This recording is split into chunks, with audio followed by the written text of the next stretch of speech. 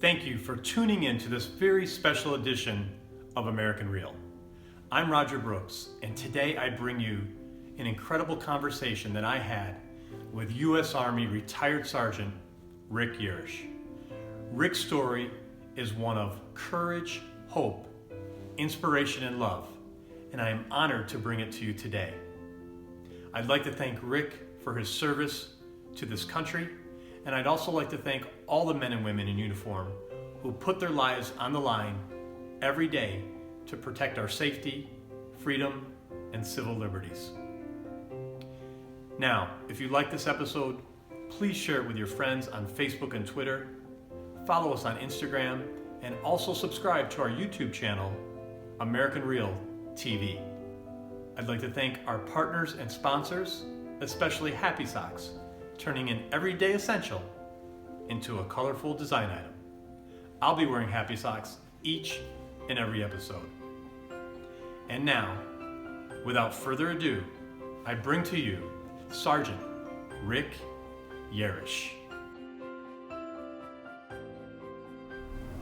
Welcome to American Real. This is Roger Brooks, and today my very special guest is U.S. Army retired Sergeant Rick Yarosh, where in 2006 you survived a devastating IED explosion while on a routine mission in Iraq.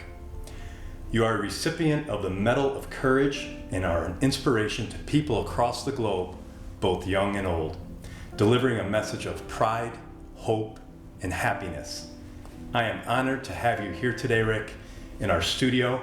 I'm honored to be in your presence. Welcome to the show. Well, thank you, Roger, and it's an honor to be here as well. Thank you. Boy, you are a busy man. When we first started this a couple of months ago, you were top of my list, and you were hard to reach. I had all my resources reaching out to you left and right. We finally connected, and so pleased to have you here. Tell us, I know you're on the road a lot. You were in Albany this week. What's that like, week to week, being so busy with your craft? Yeah, sure. So being busy is great. I don't know what I would be doing if I wasn't busy. Now I kind of have an idea. I got married this summer, so I know what thank you. I know what I'd be doing. I'd be doing stuff around the house and working, but really, what would I be doing? What would I be accomplishing in the world? And I love being on the road, even though it's tough, especially in a new marriage, leaving my wife and my daughter every Sunday night. Like tomorrow I will leave for an entire week, and I'll come back Friday night. So it's a little difficult to do that, but my wife 100% understands what I'm doing, and she understands that what I'm doing is changing lives. And especially in one of the most important people in this world, and that's our kids. Yes. So I'm changing lives in kids, for kids, and that's why I love what I'm doing. And it's a different crowd every single day. It depends on what school we're in, on how that reaction is. So it changes every day. It's not the same exact thing every single day that we're out there. Which is nice, right? Oh, it's perfect. It keeps it fresh. Absolutely. Yeah. Well, look, today's the first day we officially met in person, but I feel our paths have crossed even on, a state of consciousness, because back in 2006, I wrote a book called Faces. And the whole idea of Faces was to really honor people, but behind their face. My daughter Alexis was born with a pretty bad tumor on her face, and that was a traumatic experience for us. It was our first child. She had this tumor. We had to deal with it. She had to have 7 surgeries.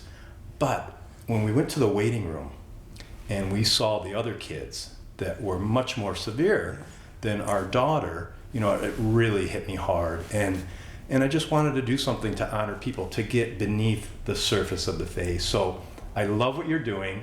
It's, again, totally in line with my thinking, and wow, I'm honored to have you here today. Oh, thank you. Thank you. So the message of what I just mentioned, is that similar to your message? Yeah, absolutely. I mean, so especially when I talk to the young kids, young, and I'm talking like K through 5th grade, even pre-K. We talked to some kids yesterday that were pre-K, and they're 3-4 years old, some of these kids. And when I walk out there, those kids are in shock. And even more in shock. Some of them are terrified when they first see me. But I always travel with my service dog Amos as well. So I send my service dog out there. The ice is broken a little bit, and then they just see the dog and they don't even see me anymore. That's really what he does. But what I talk to them about is being different, and how being different is so awesome. And at that young age, that they are exposed to people like me. I don't think I was exposed to people like me until I was 24 years old and in the hospital and seeing people like me. So yeah, I mean, just getting it out there, letting it be known that, we're here. Right. And so one of the best compliments I've ever gotten was just like a week ago, and it was from probably about a 6-year-old kid. After I got done presenting, he came up and he said, "You're just a man."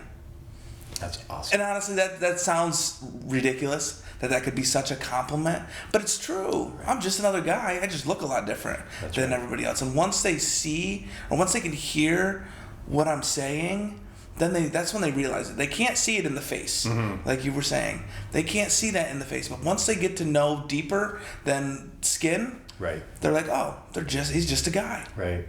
And it reminds me, I think this has a greater connotation than even an accident, okay? I mean, some people are born with severe birth defects, birthmarks.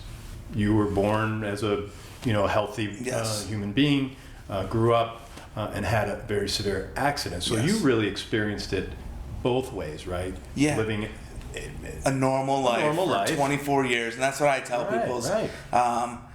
People... A lot of times people say, man, you've had it so bad. And I had 24 years of a normal kid life. I got to grow up in what we call normal. Sure. But I got that, and I'm very lucky to have had that.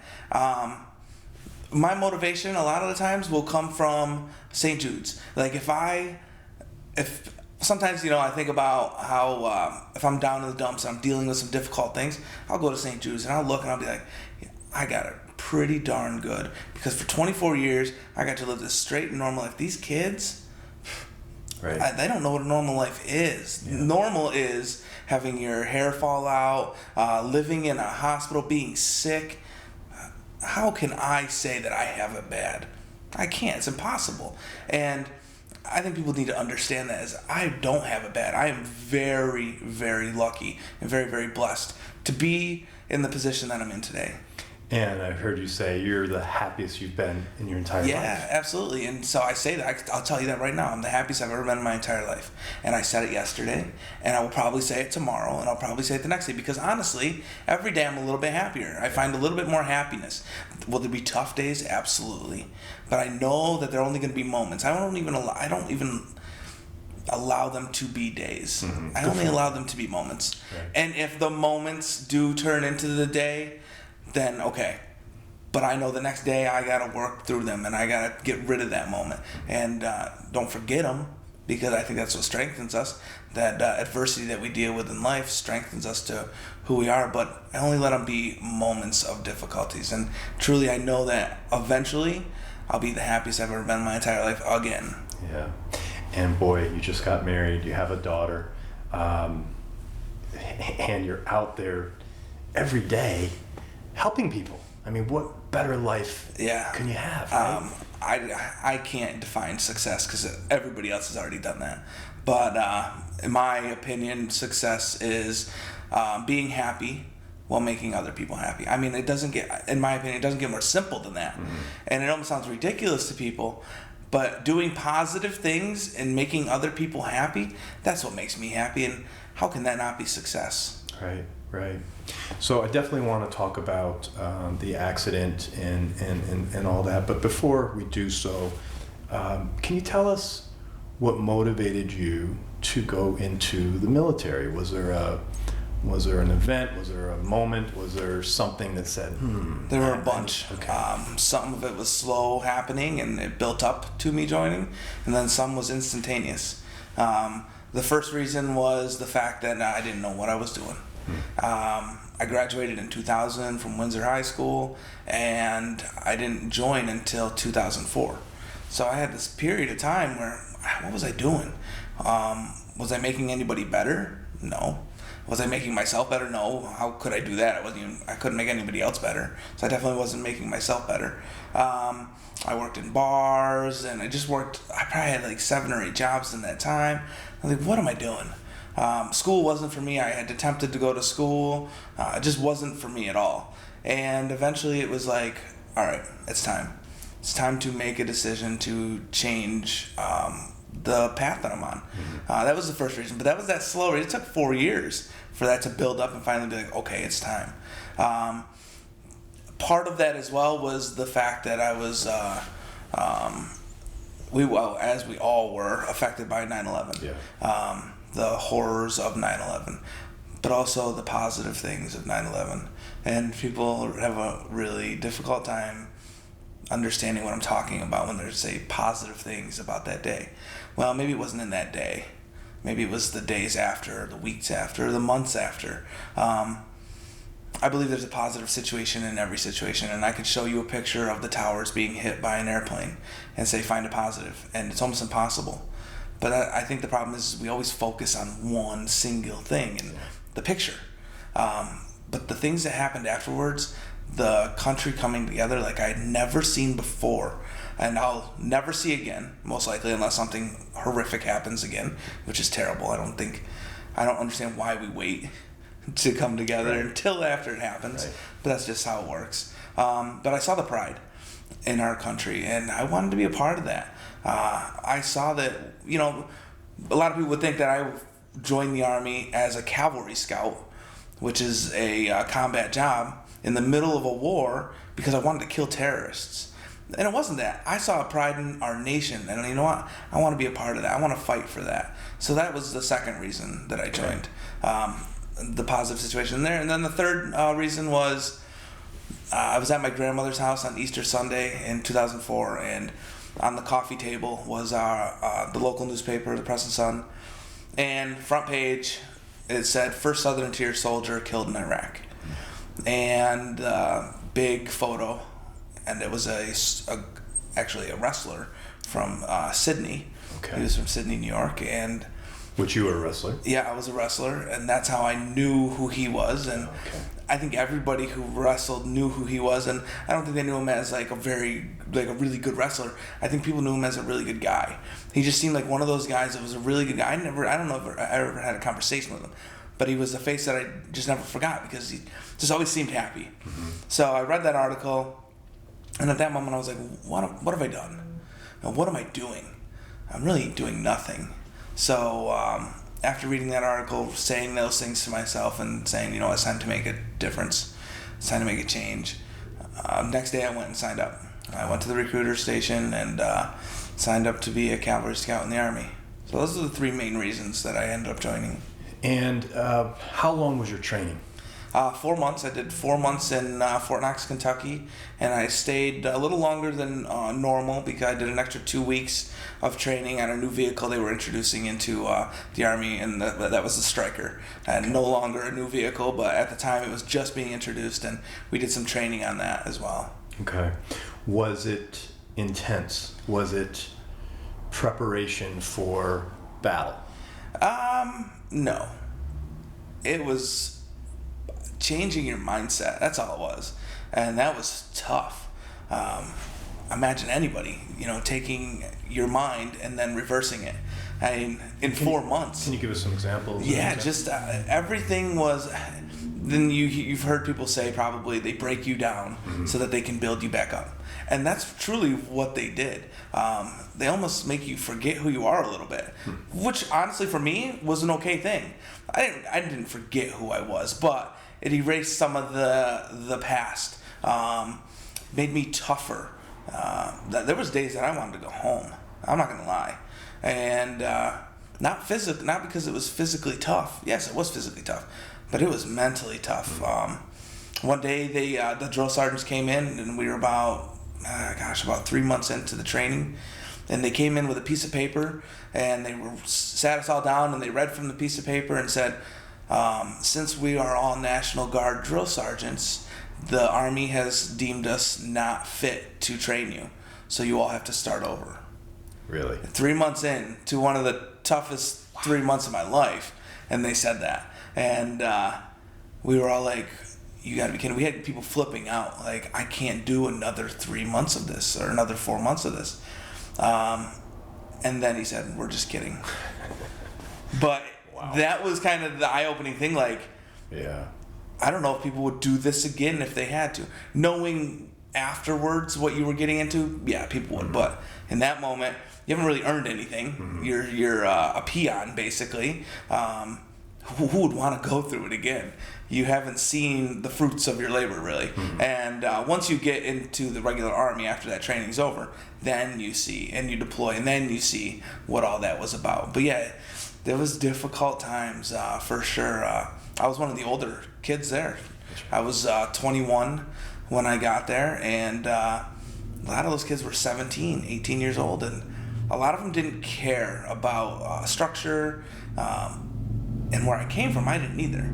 But when I got there, it was, I needed to just get through this, buckle down, be kind of a silent leader a lot of the times, but be a leader in some way.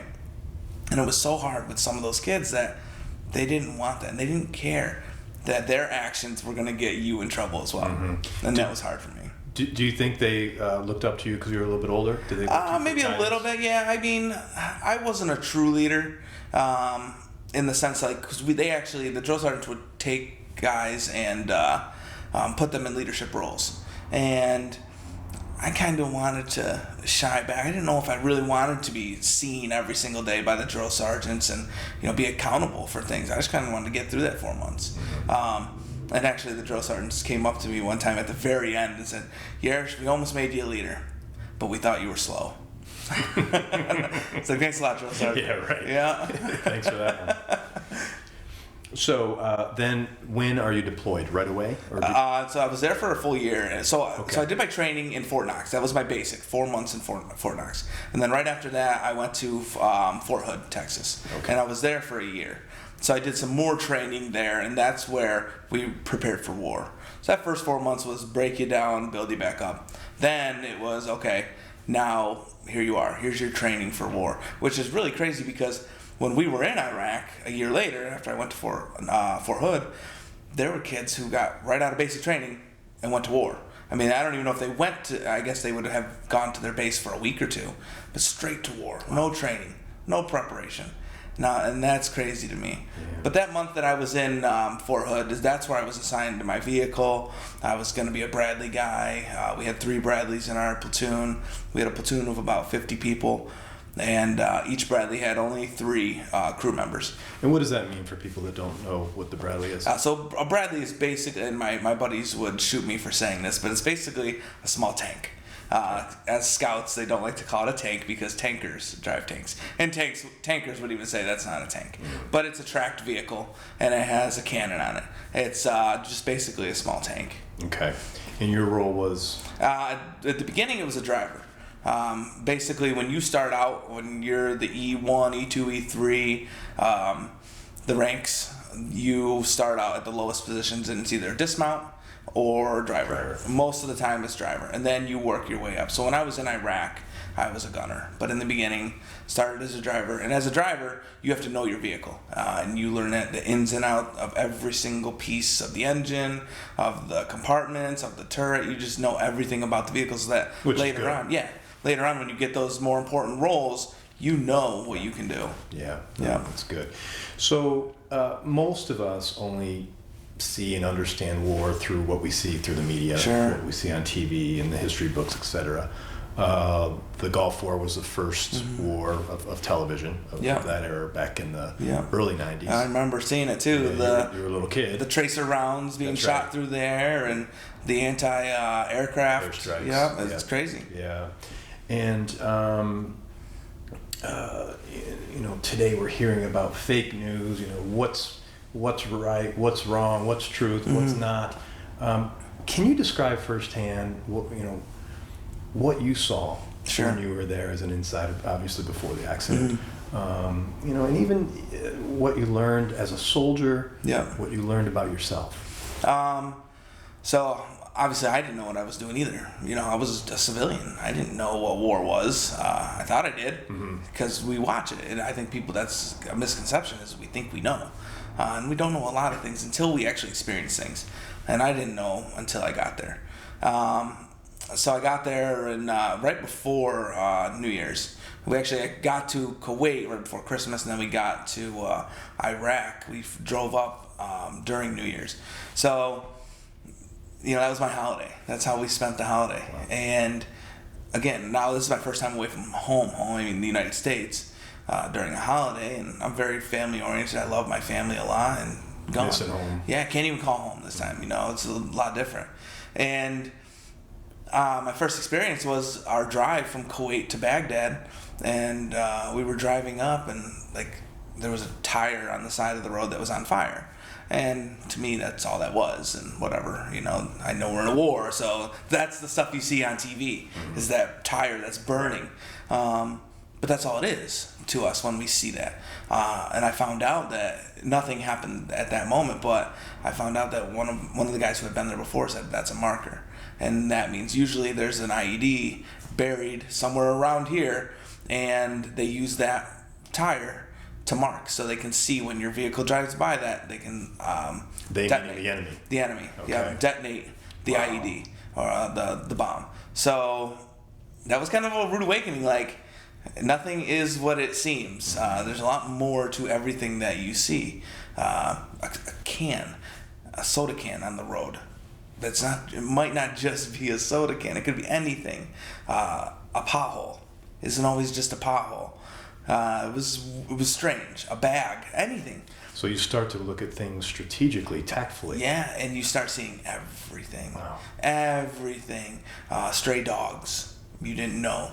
It wasn't a common. You're more aware now. Yeah, everything. You had to be. Your head was on a swivel, and that's what they said in the military as well. Keep your head on a swivel, and it was, because you didn't know. Right. Yeah, you didn't know what was what, and kind of opened your eyes to that. So we drove up to Baghdad, and that was my first real experience of a very small experience of what maybe was to lie ahead. Mm-hmm.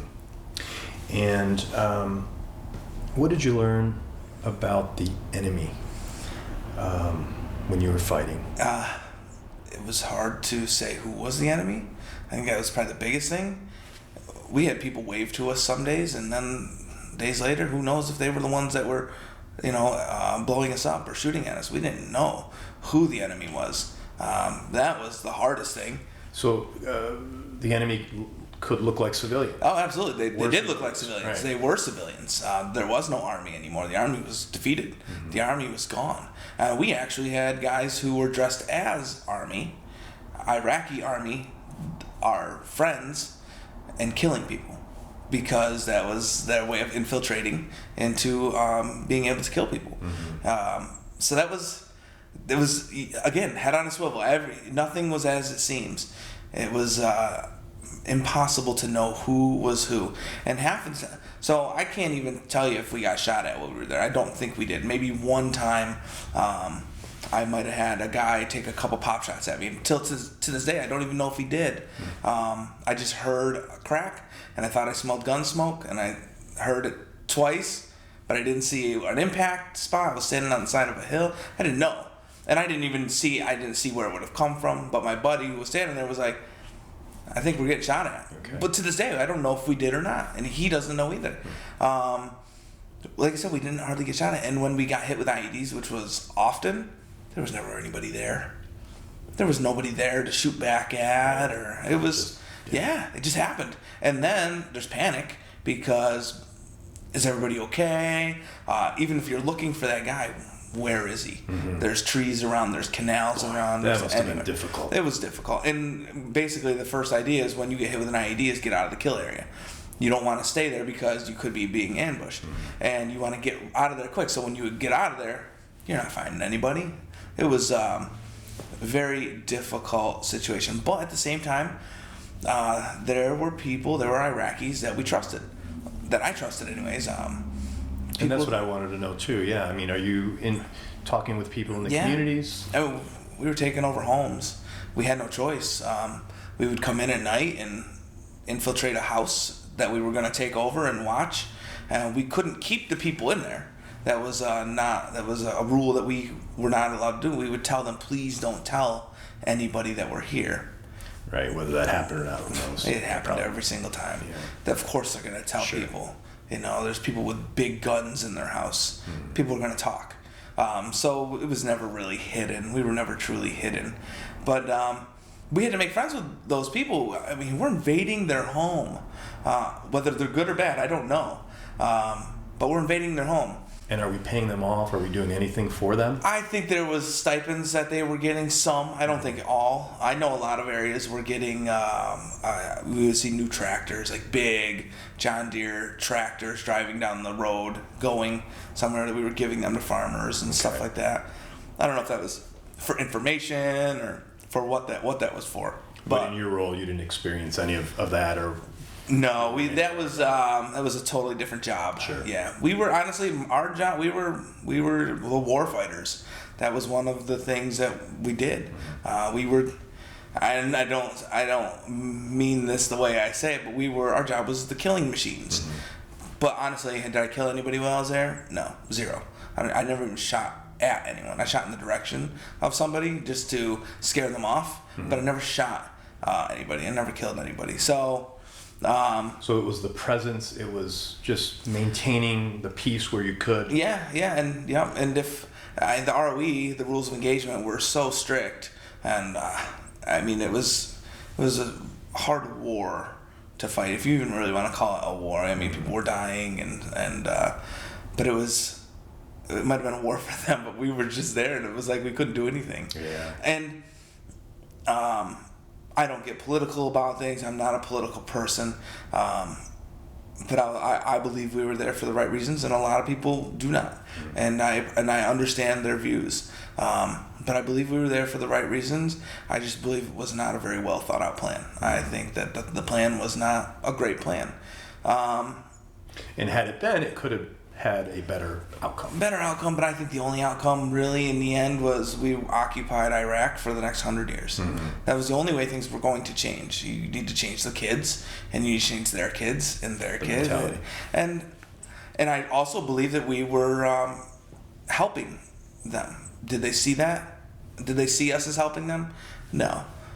Not all of them. Some did. But if I saw tanks rolling down my streets and people with guns rolling down my streets, would I think they were helping me? I don't know. Yeah. And would I be out there trying to defend my country if I didn't like who was here? Probably. So do I blame them for everything that happened over there? No, I don't. And my buddies who were in my platoon will probably hear this, and they'll probably be like, "Oh, Rick." But that's what I believe, and I will tell them that as well, and I think they respect my views on things. But it's still, that's a tough one to talk about. It is because we lost buddies, and for them to say, you know what, you're saying that it was okay that they killed our buddies. I'm not saying that because I miss them every day. They were best friends of mine.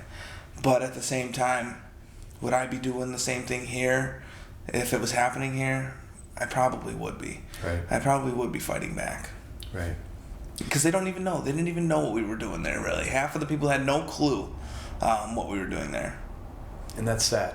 Yeah, well, yeah. It was a third world country. Half the people didn't have TVs. And if they did have TVs, a lot of what was on the TV was propaganda. And of course they didn't like us. Yeah.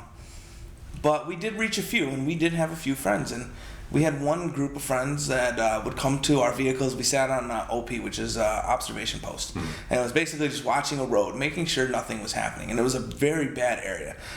When we actually went there, the group that we filled in for that was going back home, I don't remember what unit it was, but they handed us their maps, and that road was outlined and it said IED alley. Don't go there. Be careful.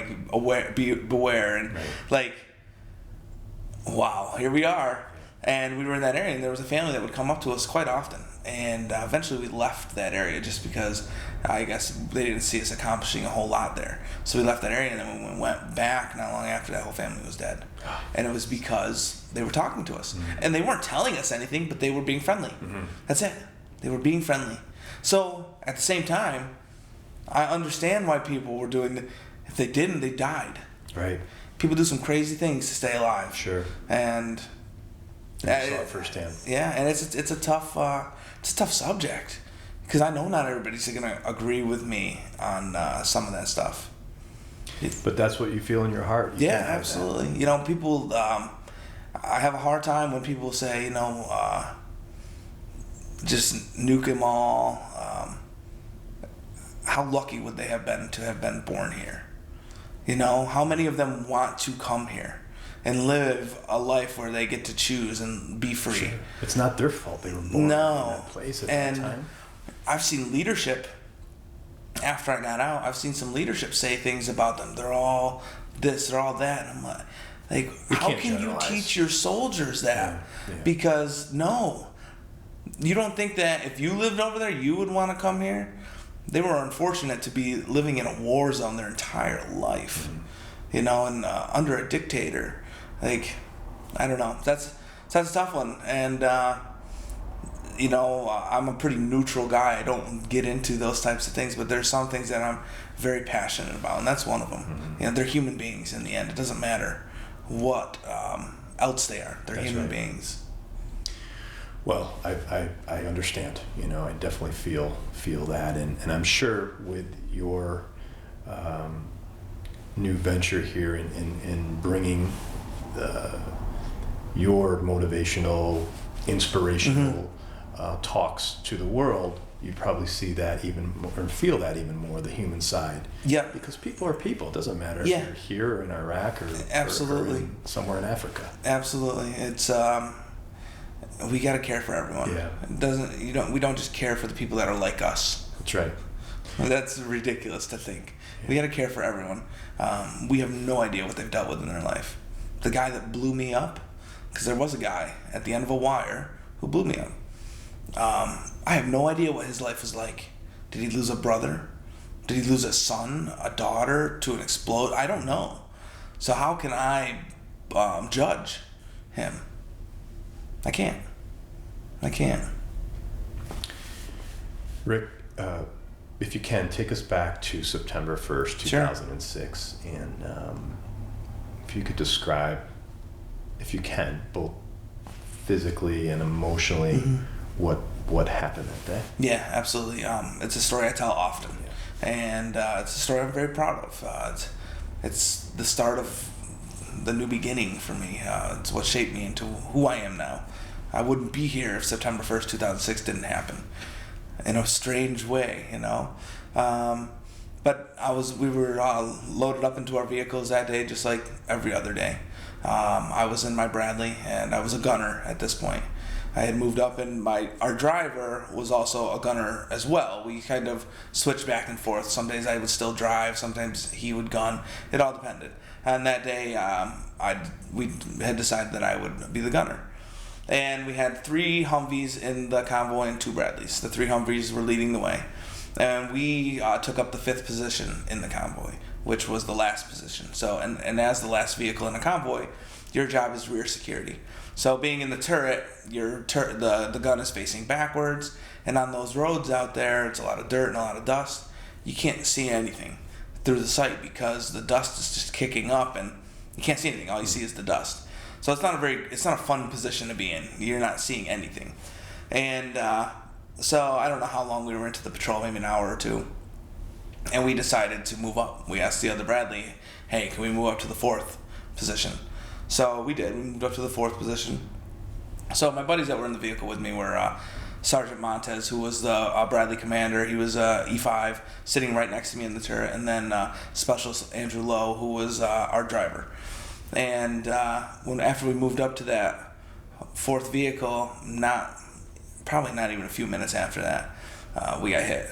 We got hit with an IED, which I found out later on was a double stacked, it was 2 155 rounds, artillery rounds stacked. And it was a command wire that detonated it. So somebody sitting at the end of a wire with a battery, 9-volt battery, just touched the battery to the wire and explode.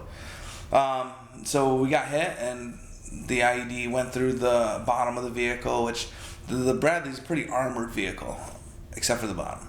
The sides were extremely armored. The bottoms are not very armored. So it went through the bottom up into the turret where I was sitting, and Montez was standing actually on his seat. So half of his body was outside of the vehicle. And it hit our fuel tank.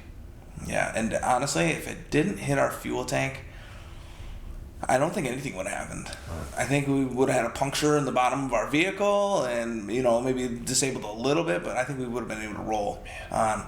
It just happened to explode and puncture the tank, covering all of us in fuel. And how big's the tank? Are we talking? It's about 168 gallons. Okay. And it's a JP8. It's a diesel-based jet propellant. Okay. I think it's 168 gallons. So it's a large tank. It's a lot, and we always filled up before every single mission, so it was full. So we were doused. And as soon as we were doused, we were also on fire. And I knew first thing I had to do was just get out of the vehicle. First thing. Everything else deal with after. But get out now or you're not going to live. And that day when I got into the vehicle, to get into the hatch, you climb down from the top. And that day I didn't close the hatch cover. Every other day that I climbed into the vehicle, I closed the hatch cover. I don't know why I didn't close the hatch cover. And there's a little tiny latch above my head that I would have had to hit to open up the hatch cover. And I really don't think I would have ever had that in the panic. Been able to. Yeah, see, right. I definitely couldn't. I mean, I knew where it was because I used it every day. Mm-hmm. But in the madness of what was happening, I was on fire. My whole entire body was covered in flames. I doubt I would have ever found it. So I was able to climb out on top, which is basically a godsend right there. So I got through the hatch, standing on top of the turret, and then I had to get to the ground, and it's a long ways. First, I had to clear the edge of the vehicle. It was probably about a 3-foot, maybe 4-foot leap to get it clear the vehicle. Then it's about 13 feet to the ground.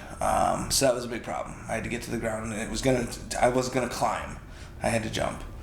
And then the even bigger problem was the fact that I couldn't see. And I couldn't see because my face was covered in flames, and that was also covering my eyes. So I basically just had to jump, take a leap of faith, and hope that I would make it to the ground. And I did. I did make it to the ground, but when my feet hit the ground, I wasn't able to see the ground. So I couldn't brace myself for the impact of the fall, and I broke my leg. Mm. And breaking my leg, I severed an artery. And that was what resulted in my below knee amputation. I have a prosthetic leg below my knee now. My leg basically died, and they ended up amputating I think 4 or 5 days later. But when I landed on the ground, I did what we were taught to do. Everyone was taught to do if they ever caught on fire.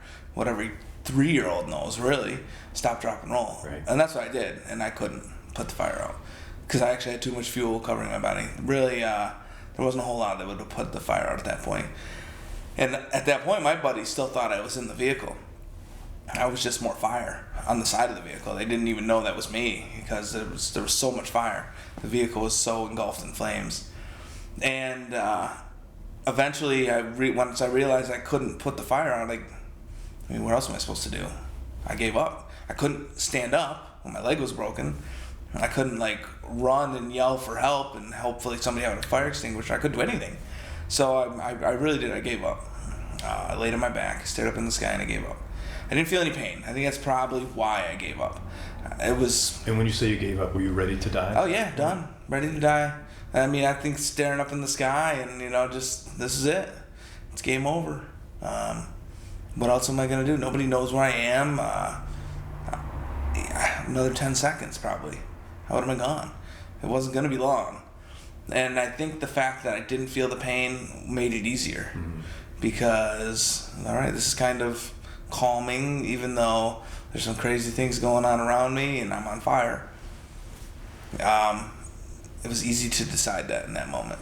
Because really, what's the point in trying? What else am I going to do? Right. And eventually, for some reason, people can point it to whatever they want to point it to. There was nobody else around me, but I fell into a canal. And I decided to roll in one direction. And I fell into a canal that was there. And I'll tell you, that was God. That was the hand of God. And my faith, I've struggled in faith many times, but you can't tell me anything else about that moment. Because I didn't even know which direction I was rolling in. I could have been rolling back to the burning vehicle. Right. I didn't even know there was a canal there. I had no idea, because in the sight of the Bradley, I'm looking a mile in the distance, or half a mile in the distance. What's right next to you. No clue what's right next to me. Mm-hmm. And I rolled and I fell into a canal. And the canal had just enough water in it, and put the fire out. But the canal was also disgusting. It was filthy. And the water saved my life, but it also almost killed me.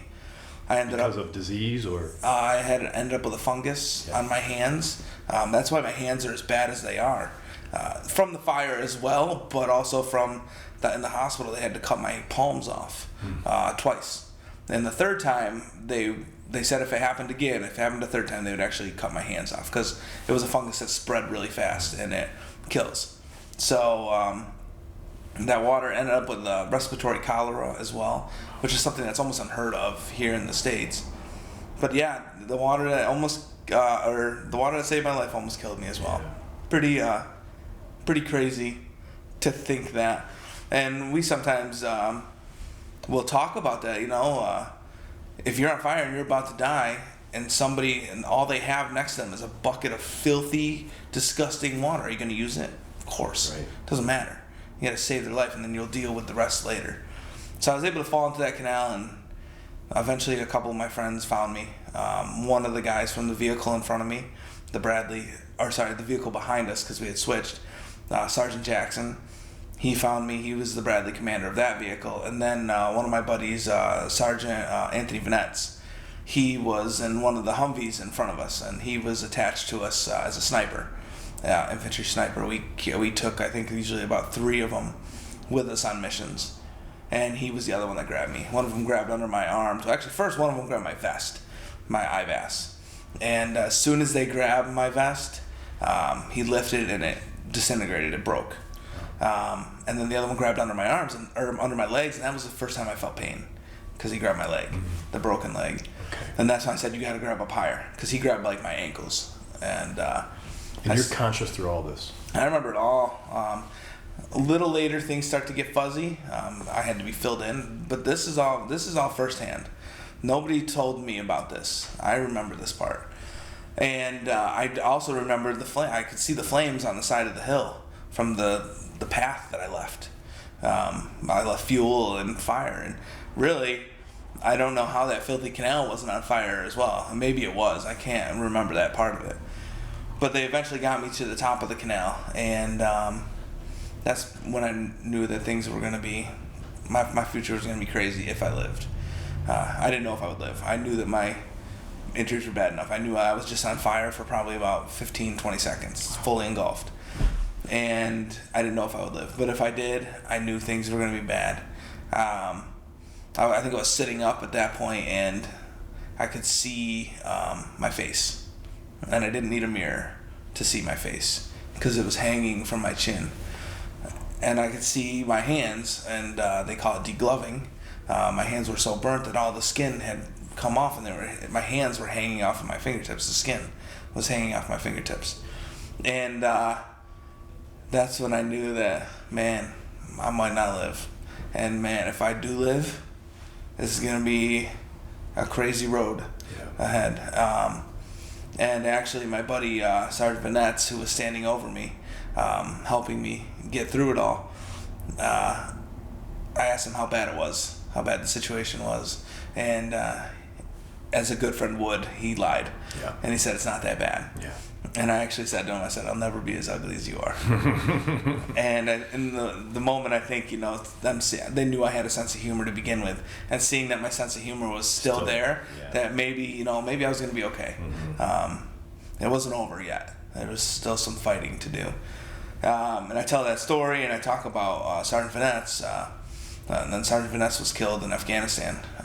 He ended up going Special Forces, and it was probably about 4 years later. 3 years later that he was killed. Oh, that's awesome. Pretty crazy, pretty crazy. And the other two that were in your... Yep. Did they survive? So we got in the helicopter eventually. Sergeant Montez, or Specialist Lowe, we were all in the helicopter. And I remember Sergeant Montez, when we were still on the ground, was angry because he was the leader of the vehicle.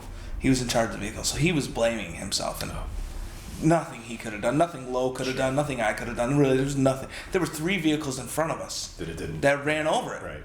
And whoever was detonating it wanted to hit the Bradley. That was it. So he was really angry, and I remember that. And when we got in the helicopter, he was younger than me first. He joined when he was 18. Okay. So he was younger, but he was a higher rank because he had been in longer than I had, 2 or 3 years longer. And I remember while we were in the helicopter, all he was worried about was me. He kept telling them to give me the morphine, like give Rick morphine, give Yarosh morphine, and that's what I remember. And I remember him saying that. I don't remember if I said anything back or anything. I can't remember the conversation exactly. And was he saying that to take away any pain you may have had? Yeah. He. So I don't know the severity of the injuries that he had right away, but my buddies told me they were terrible. They were horrible. And he was worried about you. Yeah, I think his were worse than mine, and he ended up succumbing to his injuries 7 days later in the hospital. I don't know if I got the real reason how it happened or why it happened, but I was told that, and I don't remember even who told me this. It could have been a buddy of mine. That's why I don't know if it was the legit reason. But they said he had compartment syndrome internally, and he had swelling inside. And basically, it was shutting down his organs, and eventually they had to make the decision.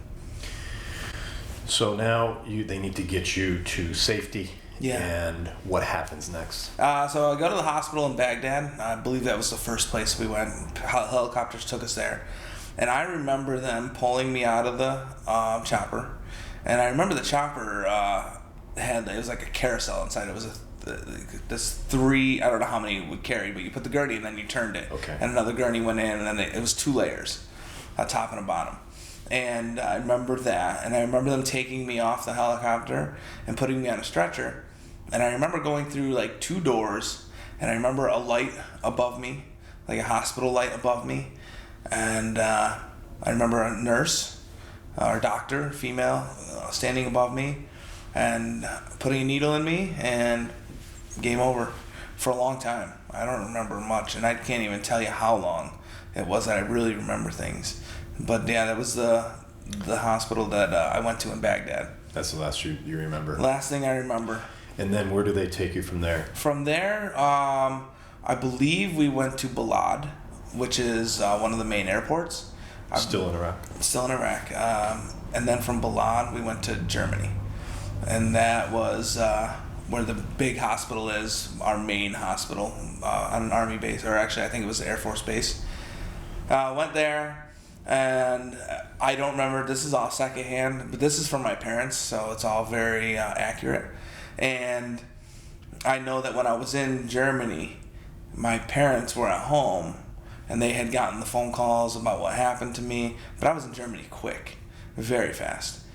But when I was in Germany, they got the phone call saying, we don't know. if he's going to make it. So they were going to Walmart to get their pictures taken so that they could get their passport. They didn't have their passport, and this is the quickest way to do it.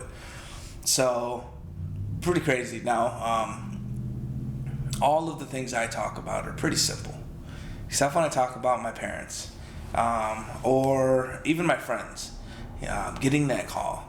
I can't imagine how I would feel getting that call about a friend or a family member of mine. And of course, that's their worst fear. Absolutely, yeah. And and sometimes my mom and dad wouldn't hear from me for weeks, but that was a good thing. They knew that if they weren't hearing anything, that I was still okay. So when they got that phone call saying, we're not sure if he's going to make it, you need to come to Germany. And that was because they didn't know if I'd ever get on the plane to come back to the States, because Germany wasn't going to be able to treat me fully. They could do some early on stuff. But you needed to be here. I needed to be here. Yeah. San Antonio, Texas, Brooke Army Medical Center is the best burn unit in, I'll say, the world. I don't know if it truly is, but I'm here. Yeah. But while I was in Germany, they said, you know what, I don't know if we're going to get him on the plane. He's not stable enough to make that long flight. He said the only way he's getting on that plane is if the stars line up right. And my parents got the phone call, and they said the stars lined up. And we got him on the plane. So, obviously still not out of the woods. Right. Long ways from out of the woods. But at least I was getting to the burn center. And the airplane couldn't wait forever, because there was other guys. Montez was on that plane. My buddy Lowe was on that plane. And there were other injuries as well. They couldn't wait for just me. Mm-hmm. So they had to send that plane. So it made it to San Antonio. I don't know if they took me from the plane on a helicopter or an ambulance to the actual hospital after that. My parents would know, but I'm not sure. And I don't remember any of it, really. I know that my mom said first time she saw me, she didn't even know it was me. She said the only reason she knew it was me was because of my teeth. Mm-hmm. That was the only recognition she had, because I was so swollen. Mm-hmm. My whole entire body, my head was the size of a pumpkin. Mm-hmm. They said that's the hard part, imagining it from a parent's perspective, especially now that I'm a parent. Yes. Now that I'm dealing with that, that's a tough one. Mm-hmm. So I was in the hospital. I would say I was out of it for at least 2 weeks or 3 weeks. I think in a induced coma, a medically induced coma, they put me in. And that was because of the pain. I guess there's like two choices they can make. They can keep me out of the coma and make me work through the pain and maybe have a better outcome later on with like movement of arms and limbs and stuff, or leave me in the coma, not having to deal with the pain, and kind of let that other stuff go and not worry about it right now. And that's what I think they decided to do. So I was in that. Did your parents help make that decision? I'd imagine so, yeah. Right. They made the decision to amputate my leg 4 or 5 days in, and they tried some things to save it. They took a vein out of my left leg and put it into my right, and it just wasn't taking. And I've seen guys who have had similar injuries who they did save their leg, and then 3 or 4 years down the road, they have it amputated because it never worked right. Yeah. And thank God they made that decision.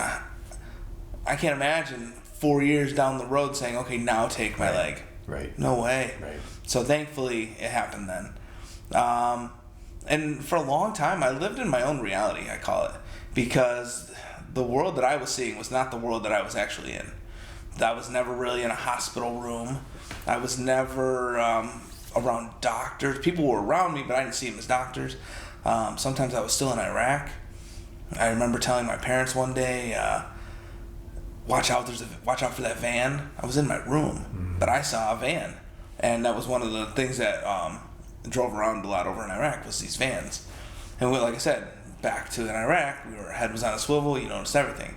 So this van was suspicious to me, and I would tell my parents, watch out for that van, or something. I would feel a dog rubbing up against my arm, walking around me, and like telling my parents, like, why is there a dog in here? Get that dog out of here. Just like weird world, and a lot of it was the medication. That's what I was gonna say. Yeah, I was on ketamine, which is crazy, and I can't. I can't understand why somebody would choose to take something like that. I lived in that world for a long time, and it was awful. How It long? was awful. I was probably in that world for about 2.5 to 3 months, and I ended up in ICU for 3.5 months, and then I was in a step-down unit for 2.5. And I remember pretty much all of the last 2.5, maybe last 3.5 months. But that reality that I lived in was, some of it was very disturbing. They would put me on a tilt table. And I think that was partially to get some weight bearing on my leg. So I'd lay flat on a table, and then they would tilt me up. And they would strap me down on it. So it was a little bit to get the weight bearing on my leg, and also so that I didn't get pneumonia, a little bit of movement, and get rid of that fluid. And in my mind, a couple of times, I remember one time, I have no idea why this was in my head, but I was strapped to the front of a car, the hood of a car, chained to the hood of a car, and the back end was the back end of the car was hooked to a chain, and they were lifting the back end of the car up until I have no idea why. And also, one thing I didn't know is I didn't know my leg was gone. I had no idea. I knew that I was only standing on my left leg, but I had no idea that's because they amputated my leg. They didn't tell me, Right. and they didn't want that, Right. because I was already dealing with a lot. But I remember in tears asking them, please let me put my other leg down, because this leg hurt so bad, and it was starting to buckle. But they were doing the right thing. Right. They really were. And I can't imagine how hard that was for them and my parents to not be able to tell me why they won't let me put my leg down. And just as you're telling the story, I think about the medical professionals that are with you every stage of this. Yeah. I mean, they are true. They're angels. Unsung heroes. Yeah. Right? I mean, Oh, absolutely. Those are the real heroes, in my opinion. But people tell me all the time, they're like, I couldn't have done what you do. Okay. But I probably couldn't have done what you do. I couldn't have done what they did. I mean, we're all built differently. And there's no possible way I could have done what those nurses and doctors did. The rooms that they had us in, I don't know what the temperature was at, but they had to keep it high, at like around 100 degrees, because we didn't have any skin. So we were freezing. I was always cold. All these burn patients are freezing, and they had to keep. So they're working in it's rooms. warm in there. Yeah, the 100-degree rooms every day, and they're working hard in 100-degree rooms. And they're lifting you. They're moving you. It's How resilient are our bodies? Oh, it's amazing. It's amazing. And also the world that we live in now, where the medical field is. 50 years ago, I wouldn't be alive. Right. And my dad actually said that to one of the doctors. My dad, I think he was going off of like perseverance, like saying to the doctors about me, like, there's no way I could get through that. And I think my dad was saying that to say how strong Rick is. Right. But the doctor was like, no, you wouldn't have. Because first of all, your age, and second of all, the medical field back then just wouldn't have been able to handle this. So I'm lucky that it happened when it did. And I had a lot of setbacks. There was a couple times that one time I know that my kidney stopped working, so they put me on dialysis. And the dialysis machine actually stopped working as well. And then my kidney started working on their own again. Just some really crazy things happened. A lot of miracles along the way. Miracles. I don't even know what to call them. It's crazy. Crazy things. My grandpa, who passed when I was young, and I'm not a real spiritual person, aura, all that stuff. I don't know how much I buy. But my grandpa was there, and I can't tell you how I even know that. I hadn't seen my grandpa in, I think he passed when I was 7 years old. I hadn't seen my grandpa in forever. But one thing, when I was in Iraq, my dad had sent me a 50-cent piece. And that was from my grandpa. My grandpa gave it to my dad, and my dad gave it to me. And I think all my brothers have them. It was a 50-cent piece, and I believe I could be wrong. I want to say it was 1969, and it was the last year they made them silver, or something like that. But they were very special to our family. And I carried that thing on mission. Every single mission. We had a left breast pocket, and I put it in my left breast pocket, closest to my heart. And I hadn't seen my grandpa in 17 years, and I had that with me, but I didn't think about him every single day. But for some reason in the hospital, he was there, and I can't figure out why to this day. You felt him with you. Yeah, I remember one time there was a light in the room, And I feel ridiculous telling the story because I don't believe it myself. And there was a light in the room, and the light in the room, I don't know what the light in the room was. I have no idea. It could have been something shiny. I have no clue. But the light in the room was him. And I called him Jaji. He was my Jaji. That's Polish for grandpa. And it was him. And whenever I heard, because I was so out of it, I was still taking things in. Mm-hmm. They always mention the word donor. Donor. And donor sites are the good skin that they take to place over the bad, the burned. And whenever I heard the word donor, for some reason, I felt like my grandpa, my Jaji, was giving me things, like he was donating things to me.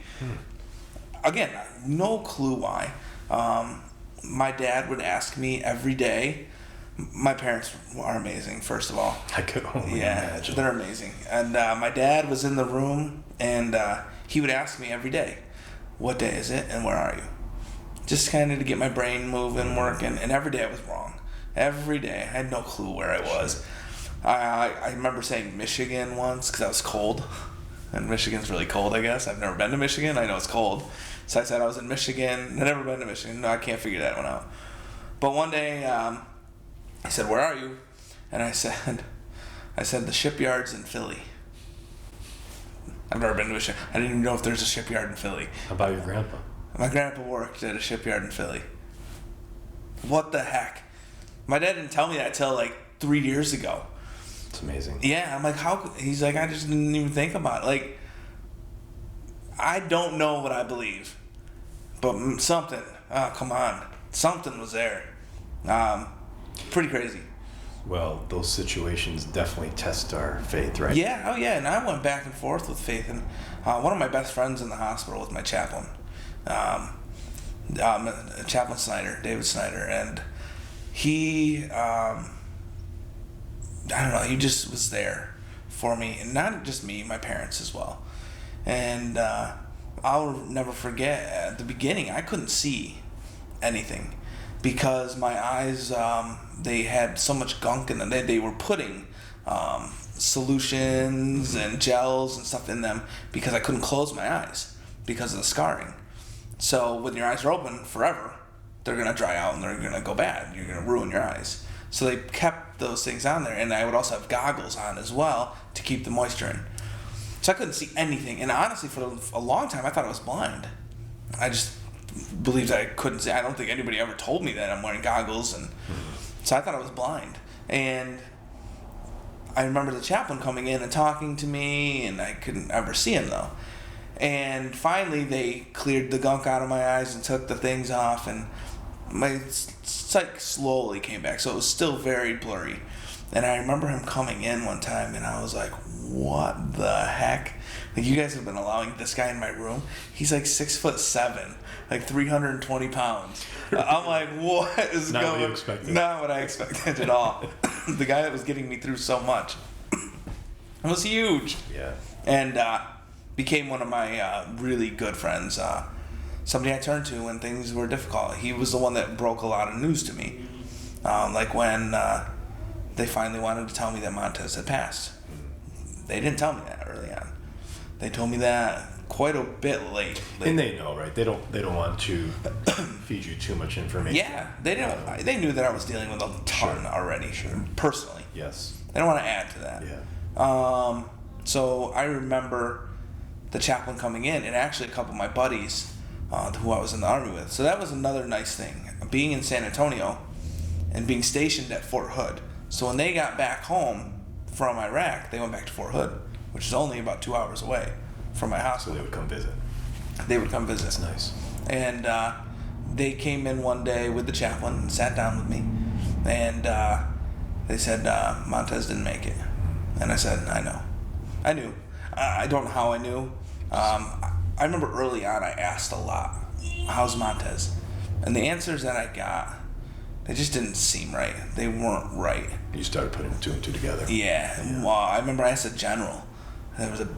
We had a lot of higher ups that would come through and just say hi, and show their support and job well done, all that stuff. And he, one of the generals came in, and I'm like, if I'm gonna get an answer from anybody, it's gonna be this general. And I said, how's Montez? Or where's Montez? Or something like that. And he said, he's back home in California. He didn't even tell you. No, but he was telling me the truth. He was back home in California. That's right. Just, they buried him. Yeah. I don't think I took that as that at all. I don't, actually, that's just coming to me now. That's the first time I've ever said that. Because it didn't register until now that's what he meant. But he didn't lie. But he didn't lie, yes. And that's exactly it. He didn't lie. And I think up until now, I was imagining him lying. It was a lie. But it wasn't. He was saying that he was back in California. And, but I knew. Not at that moment, but I think after so much time, Lo would come in, Specialist Lo, who was in the vehicle with me, he would come in and visit me once in a while, and he didn't really say, and Montez never came in to visit, so I knew something was up. So yeah, he broke the news with the guys, and again, I wasn't surprised. He's the one that broke the news about my leg. Okay. And like all that stuff, and in the end, I was okay. And he actually said, when I broke the news to you about your leg, you said, well, I guess I'll be walking out of here with 5 toes. And it's because I knew. Now, if they surprised me with that 3 months earlier, that wouldn't have been my response, I'm sure. They waited for the right time to be able to tell me. So, wow, you're talking about so much. I cannot wrap my mind around what you were going through. I don't think anyone can without situation. Sometimes I can't. Yeah. So, how did you get through this emotionally? I know you had the chaplain that helped, I'm sure. Sure.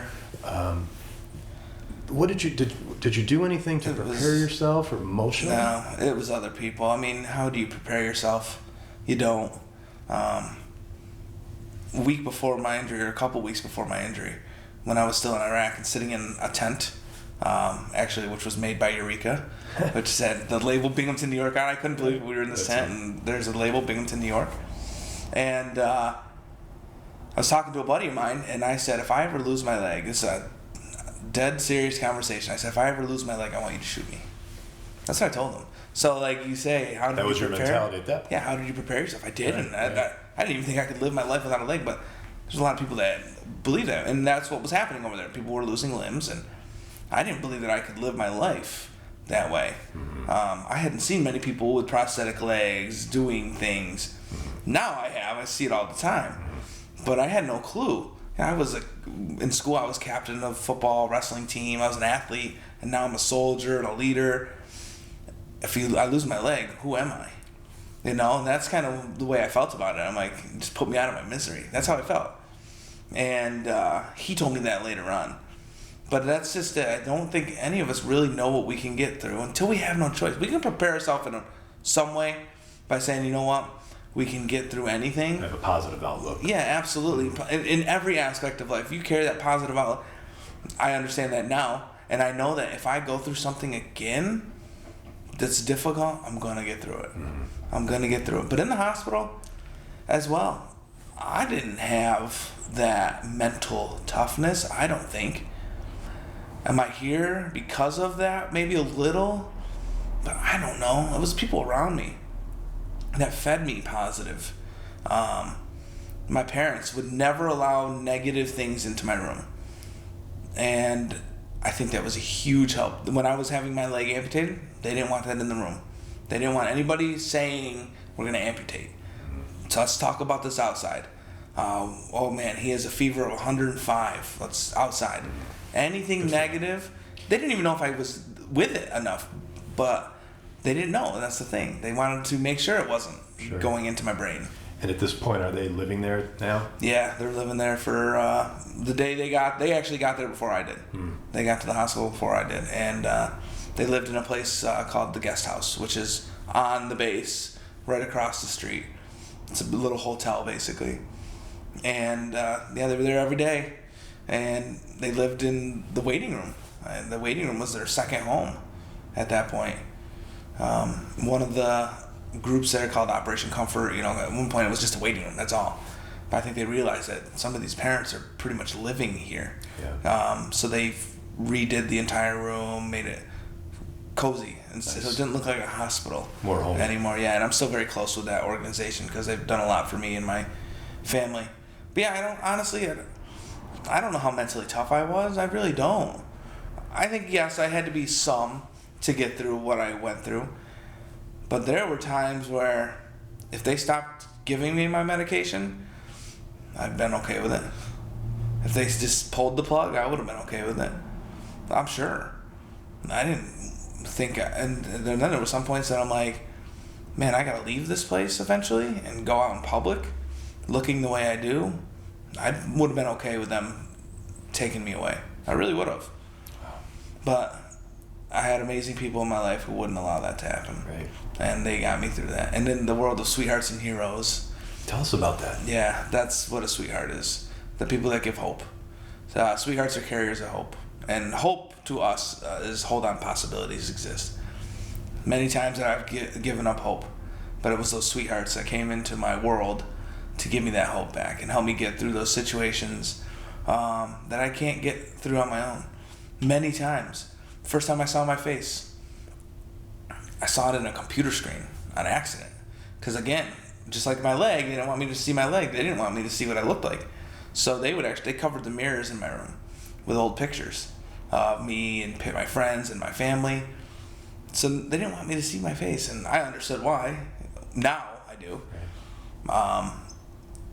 But when I saw my face for the first time, it was like, done. Leave me alone. And I think I actually said the words, I don't care if I live or die. And that was to my parents and to my doctors. So at that time, I mean, was there any point in time, because you're so positive, was there any point in time where you went into like early depression? Oh gosh, yeah. Yeah. And how long did that last? It was spotty too. It was there and then it wasn't. There was good days and there was bad days. And the good days were more when I wasn't thinking. When I would lay there and I would think, especially at night, I couldn't sleep. So I'd watch, there was only one show on, I swear, at night, and that was SpongeBob. Which you saw a lot of SpongeBob. Awful. But nothing is on at like 3 and 4 in the morning. Right.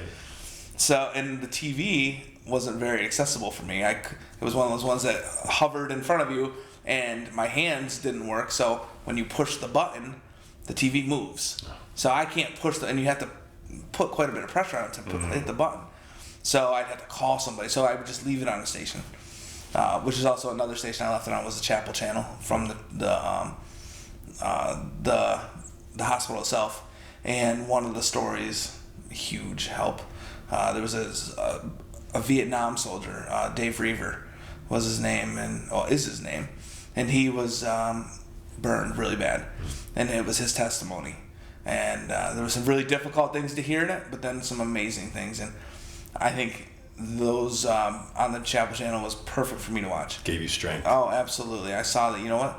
And that was the biggest help out of anybody around me. It was somebody who had already been through it. Yeah. Him and other people who came in to visit and said, you know what? It's going to be okay. Yeah. Yeah, absolutely. That was the biggest help for me, was that. But yeah, depression at night, I mean, I would lay there, and then it seemed like at 5 in the morning is when I would finally fall asleep. And during the night, I don't know what I was going through. I don't know if it was withdrawal from them taking me off medication. I don't know. But I would move my arms constantly, and I'd kick my legs. My muscles went from strong to gone really fast. And now I have to build them back. And I think the feeling in my muscles was awful. People talk about restless leg syndrome, and my whole body had that.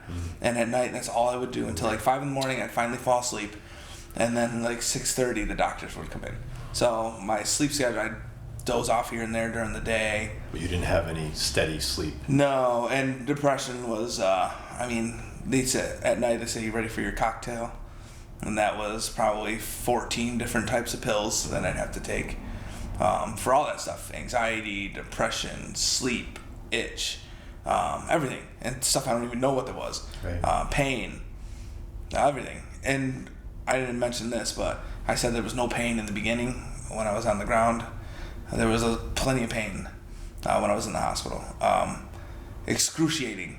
And sometimes even more excruciating than the pain I was dealing with was hearing the pain of the other people in other rooms, especially when you went in the shower. The screaming or the showers were the worst because you shared. There was bays, but other people were being showered as well. And when you're being showered, it's also when they're scraping your skin, and it was awful. That was awful. But again, it goes back to the doctors, how they could deal with it. And we talk about post-traumatic stress. How could they not have it after dealing with the things they've dealt with? I'm very lucky to not have it, and I can't tell you why that I don't. But I don't.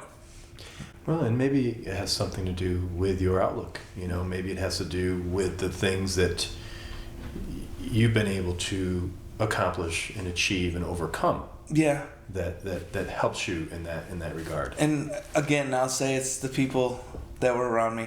Yeah. I know a lot of people say you don't give yourself enough credit, and I don't know if I deserve that credit. Amazing people came to me and helped me get through situations. Now, I've seen people who didn't have that, and they don't end up happy, positive, because who was there for them to help them get through situations? Right. And I think you see that in kids as well. When they go home to a family that doesn't give a crap, right? How are they going to turn out to be positive? And we're so much like our surroundings. Who's around us? Who are those people that are in our lives? Who are those influences? Our family, our friends. Yes. Absolutely. And some of these people that were in the hospital didn't have that. And some of them also, some of these kids, they go home and they don't have it at all. They've got no support. Yeah. So where are they supposed to get that positive outlook from? Rick, what does national pride mean to you? We talked about 9/11 and the horrors of the day, but then the national pride after.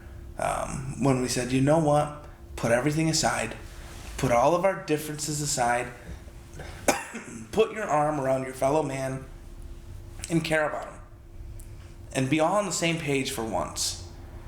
That's what I saw, and that's what I would love to get back to. Because people will never forget what happened on 9/11. It'll never be forgotten, and it should never be forgotten. But we already forgot about the good things that came out of it, and that's a problem. But that's the national pride that I'm looking for again, and I want it because we are so divided right now, and in so many ways. I hope we can recover from it, and I believe we can because I know that we're strong. But it's going to take us a lot of time and a lot of change to get there. And I'm still proud of my country. I am still so lucky to be in this country. To say the views that I have, many countries you can't say anything. I'm so lucky to have those things. So I am still very proud of my country, but I know what we're capable of because I've seen it. And why do we wait for tragedy? Why do we wait for tragedy to say, okay, now we're going to do it? But before that, we don't care. We don't care about each other. We don't care about our fellow human. We need to get back to that. But yes, national pride for me is something that I think about often. And I see there's such a split in so many aspects of our lives. And it's unnecessary, really. But I want to get back to that national pride where everybody would help. Doesn't matter who you are. Doesn't matter what you are. Doesn't matter what you do. Doesn't matter what religion you are. I want to get back to that national pride. Or maybe not even back to that because maybe we've never been there before. Mm-hmm. But I want to get there. And if I thought it was impossible, I wouldn't be doing the things that I'm doing. I truly believe that it's possible. There's this part in our brain that needs to be switched and realize that this hate and stuff that we show, it's not necessary. We don't need it. You don't need it. Right. And it's touching one person at a time, right? Yeah, absolutely. Because that one person that you touch is going to affect somebody else as well. Right. It's that chain reaction that you'll get in the end. Yeah. So can you make any sense of what's happening in the NFL with the players taking a knee at the national anthem? I'm personally having a hard time following the narrative. I really don't know what it stands for. I'm hearing different views, etc. I don't know what their why is. What is the reason? Are you able to make any sense of it, and does it offend you in any way? We'll start with the last part. Am I offended? No, I'm not. I mean, in some ways, that's why we have freedom of speech, right? It is. Do I wish they would stand? Yeah, I do. But am I offended? No, I'm not. And it's a tough subject because I even find myself going back and forth on different aspects of it, and I haven't come out with a clear feeling on it. I don't know. I'm frustrated with it because I see it happening all over, and in the end, so I know why it started. I mean, it was the equality. It was police officers. Black Lives Matter. Yeah, Black Lives Matter. So I know why it started. But in the end, when you kneel for the national anthem, it's disrespectful. And I don't care what your main focus is. But guess what? Guess what disrespect gets you? A national stage. If they kneeled before the national anthem, would we be talking about this at all? No. They got the stage. So do I think it's disrespectful? I do. And I think that everyone will eventually realize that. I do. And I think that they will find other avenues to fight this inequality. And in the end, this might be one of the best things that's happened to us. And there's lots of schools that kids don't even say that, or kids don't even say the Pledge of Allegiance anymore. They're not required to, which again is fine. You shouldn't have to do anything. But there's a lot of schools that the kids don't say it. And in the end, I think and I hope that these players will bring that issue.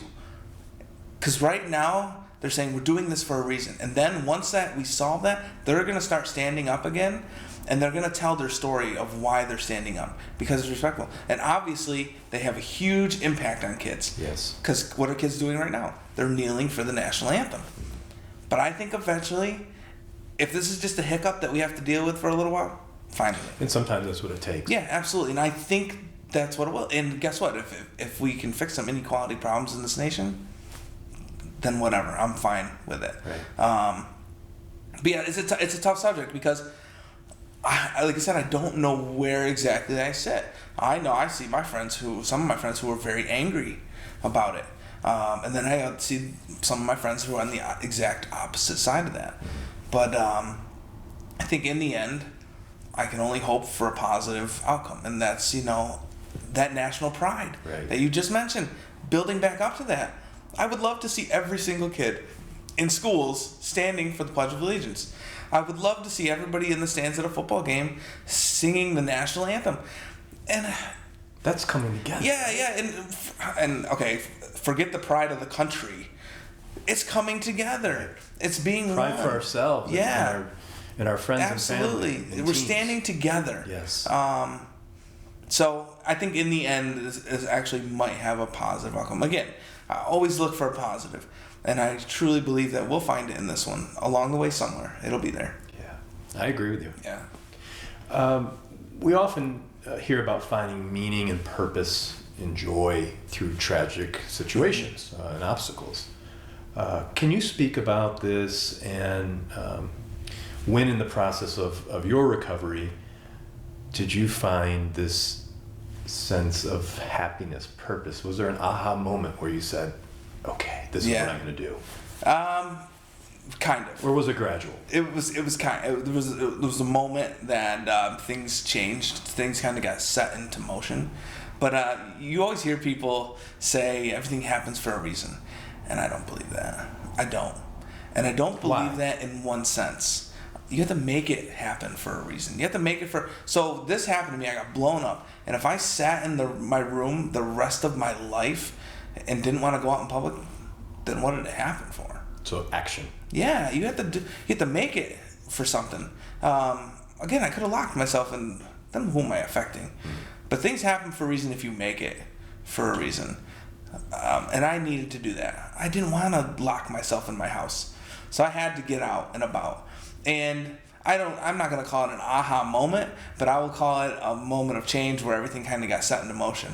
And that was a little less than a year after my injury when I finally I was out of the hospital, but I hadn't really gone into like public. I hadn't been like announced, like, here's Rick Yarosh.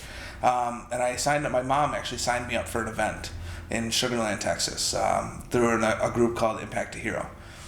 And they were bringing a bunch of guys from the hospital in, and baseball game, and a lot of these cool things, dinners. And so we went to that, and I met a bunch of other guys who had been wounded, not just guys from San Antonio. I met a really good buddy of mine who I really look up to now. He was a staff sergeant at Paul Braunhaver from Cincinnati, Ohio. And the two heads of the group was Jim Holker and Dick Lynch. And I think it was Jim asked me, he said, what do you want to do? And I was like, get better. Really, I mean, at that point, I'm still like thinking, but then I kind of got my mind thinking, like, what do I want to do? Like, this isn't just, it's not, my life isn't just going to be recovery forever. What am I going to do? And I actually told him, I said, I want to public speak. And I don't know why I said that, because I was a terrible public speaker. And I was terrified of it, like beyond terrified. So I still can't, I try to think back, and I'm like, was there somebody that I watched that was like, that's what I want to do? I don't know. I said, I want to public speak. And he said, all right. And I was like, oh no, what did I just do? You know, what did I say?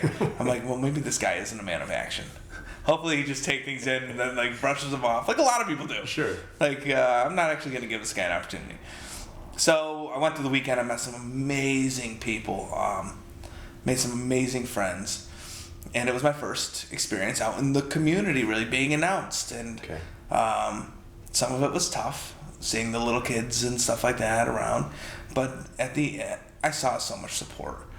And I really saw that from day one when I got out. But that was the announcement of Rick Yarosh. Here he is. He's the new and improved. At the time, I wouldn't have said that. So I told him that I wanted to public speak. So then a couple weeks later, he called me and he said, I got you a speaking engagement. And I was like, oh, what did I get myself into? So now I have to prepare myself. Sure. And this is pretty quick, right? Yes, I was quick. Yeah, I expected a longer time. I'm still in a wheelchair at the time. Right. I wish I could show you pictures of it. Actually, at that event, I was a mess. I was a disaster. Bandages all over. I had a fishing cap on to keep the sun out of my face because I couldn't deal with any kind of sun. These are early days out. Open wounds on my face. Yeah, it was probably 10 months after. It was a disaster. So he got the speaking engagement in Houston, and it was at a Mormon church. And I'm not Mormon. I don't know what I'm supposed to say. But I asked him, I said, what do you, because the church kind of surprised me as well. Like, what do you want me to make it about? He said, no, just talk. Tell your story. I said, okay, I got this. And I bought a nice suit, and I filled out a piece of paper with some notes on it that I slid up my sleeve, and I was ready. And I got to the church, and there were stairs to get up to the stage, and there was no ramp, and I had one leg, and I was a mess. So I had to hop up the stairs. Then I sit in my chair, and I start talking, and I forget that I have a piece of paper in my sleeve, and I just talked for about 15 minutes, and I really don't know what I said. No clue what I told them. But I saw at the end everybody clap and everybody listen. They've listened to the entire 15 minutes that I just talked to them, and I don't know what I said. That's kind of when I realized that I have a little bit of a stage here. It didn't even matter what I said. So people are going to listen to me. So what am I going to do with that? I need to come up with something that's really meaningful to people. I don't think I realized that right away. It took time to do that. But in that moment, I saw that, people are going to listen. And I need to do something with that. And that was that moment. I'm like, this is the path. And then they came slowly, and now we did over 115 locations last year. Wow. So you're touching thousands of lives. Yeah, hundreds of thousands. We've been in front of over 1 million people speaking now. That's incredible, right? Yeah. That's wonderful. It's wonderful, it's amazing, and it's so unexpected. Yeah. Because this is not where I ever would have placed myself. First of all, I never would have placed myself being injured. but I never ever would have placed myself changing lives. I tell people now, like, because there are things that I can't do anymore. And I use the example of changing a light bulb. And that was just something that I can't do. There's a simple thing. Yeah, and there's not a ton of things I can't do, but that's one of them. I was like, they're like, what can't you do? And I'm like, I can't change the light bulb. And then I thought about it for a second. I said, I'll exchange that any day of the week, though, for the fact that now I can change lives. Yeah. I have great friends and family who can change my light bulbs. That's wonderful. Yeah. That's wonderful. I can't change the light bulb, but now I can change a life. And right. Why would I give that back? Yeah. And that goes back. That goes to me saying that I wouldn't go back and change that day unless I can get Montez back.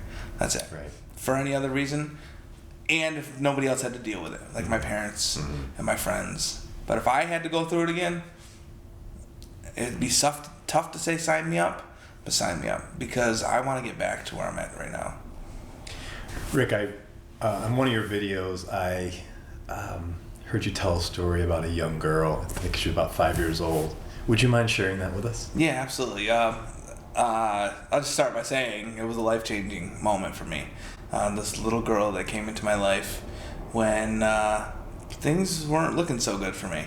And that came from the fact that now I was out of the hospital, pretty fresh, and I left that safe area. And that hospital was safe. The doctors and nurses had seen me every day and seen other people that looked like me all the time, and I had saw those people as well. Now I have to go out in public, and people have to see me, and people are going to stare at me, and people are going to judge me, and people are going to say things. It's a whole different world. I got to get used to this, and it was very difficult for me to get used to, because adults were very arm-opening, standing there waiting for me. Opportunities, tons of opportunities, love, care. They were just there for me. But there was a demographic that wasn't, and that was children. Young children, when they saw me, were terrified. And that was frustrating because I love kids. And in my mind, every time I was going to go out in public, kids were going to be terrified for the rest of my life. So it was kind of a dark place, a place of hopelessness, really. And that came from the fact that they were afraid. So I needed somebody to come into my life. And I needed somebody to give me hope. Because this was something that I wasn't going to find on my own. I needed somebody to give it to me. That's what those sweethearts are. Those carriers of hope. I needed a sweetheart to come into my life. Now I know that I don't have to wait for sweethearts. I can go to them. I know who those sweethearts are. We all do. But I can go to them to get that hope. But in this circumstance, I wasn't getting it back on my own, and I didn't know who to turn to. So I had to wait for a sweetheart to come to me. And it was, I was in a restaurant, and I was sitting with my brother at a table, and I was in my wheelchair, bandaged, open wounds on my face, scary, especially to children. And there was a little girl sitting across from me, and she was staring at me, and you could tell she was afraid. And her grandfather was sitting there with her, and her grandfather saw that she was staring at me. So he actually probably recognized that I was military. Most of the burn patients down there were military in San Antonio. So he recognized that I was military, and he recognized that she was staring. So he did the right thing, really, but also the very difficult thing of saying, go say hi to him. And she wasn't coming over. Not a chance. She was afraid. But he didn't give up. So he said it again. He said, go say hi to him. And this time she started to come over. She probably thought, okay, I'll do what Grandpa says. And she started to come over to me. And I didn't want her to have to come all the way over because I knew she was really uncomfortable already. So when she got halfway, as nicely as I could say to her, I said, hey, how you doing? And when I said that, she stopped dead in her tracks. She turned around and she ran back to her grandpa. And really, I'm like, here we go. Again, just figure it out, deal with it, something. I don't have any idea how to do any of those things. But now you feel rejected. Yeah, again, I mean, but that's the way it had been for months before, and that's how I figured it was always going to be. And it's never going to change. But did I expect anything different from her? No, that's exactly what I expected her to do. And then she got back to her grandpa, and she looked at him, and she said, Grandpa, he's really nice. Yeah. the exact opposite of what I thought she was going to do. And I talked about a moment of hopelessness. That little girl came over and changed my life forever by dumping a bucket of hope on me. And she was 5 or 6. So when we speak in schools, I tell them that a 5-year-old gave me hope. So imagine what you're capable of. She didn't know that I needed hope. She didn't know that she had hope. But I still got it from her. Doesn't matter that she didn't know it. Yeah. Imagine if we knew what we were capable of. Imagine if every kid in this world knew what they had inside of them. And it sounds ridiculous to some people, like, oh, that's just so nice, like, and that's all it is. It's just a nice story. No. We all have it inside of us somewhere where we can change people's lives and maybe even save people's lives. Because that little girl, I can guarantee you for a fact that she changed my life forever. Did she make it so that I wasn't naive enough to believe that when I went out in public now that kids weren't going to stare? No, not at all. But she gave me a confidence that I didn't have before. And the confidence came from, now kids are going to stare at me. And if I see a kid staring at me and they're in close proximity, I will actually go up and I'll talk to them. I don't tell them about war. I don't tell them about Iraq. I'll just start talking and wherever it takes me. Sometimes I'll say, I was in a fire, and I said, I bet just a little lesson out of it. I bet your parents told you to never play with fire, right? Oh, yeah. And instantly, like I said earlier in the conversation, he's just a man. Mm-hmm. That's what I become. Yeah. I'm just another guy.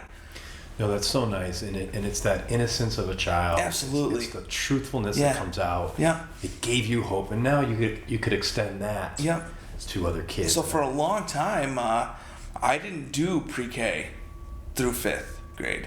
I would only do middle and high, and that was kind of like a calculated. Yeah, and I didn't want to scare kids. Mm-hmm. I didn't want them to have that bad reaction. It was a little bit of safety for them, but it was also a little bit of safety for me as well. Mm-hmm. I guess I didn't realize how much I could really handle.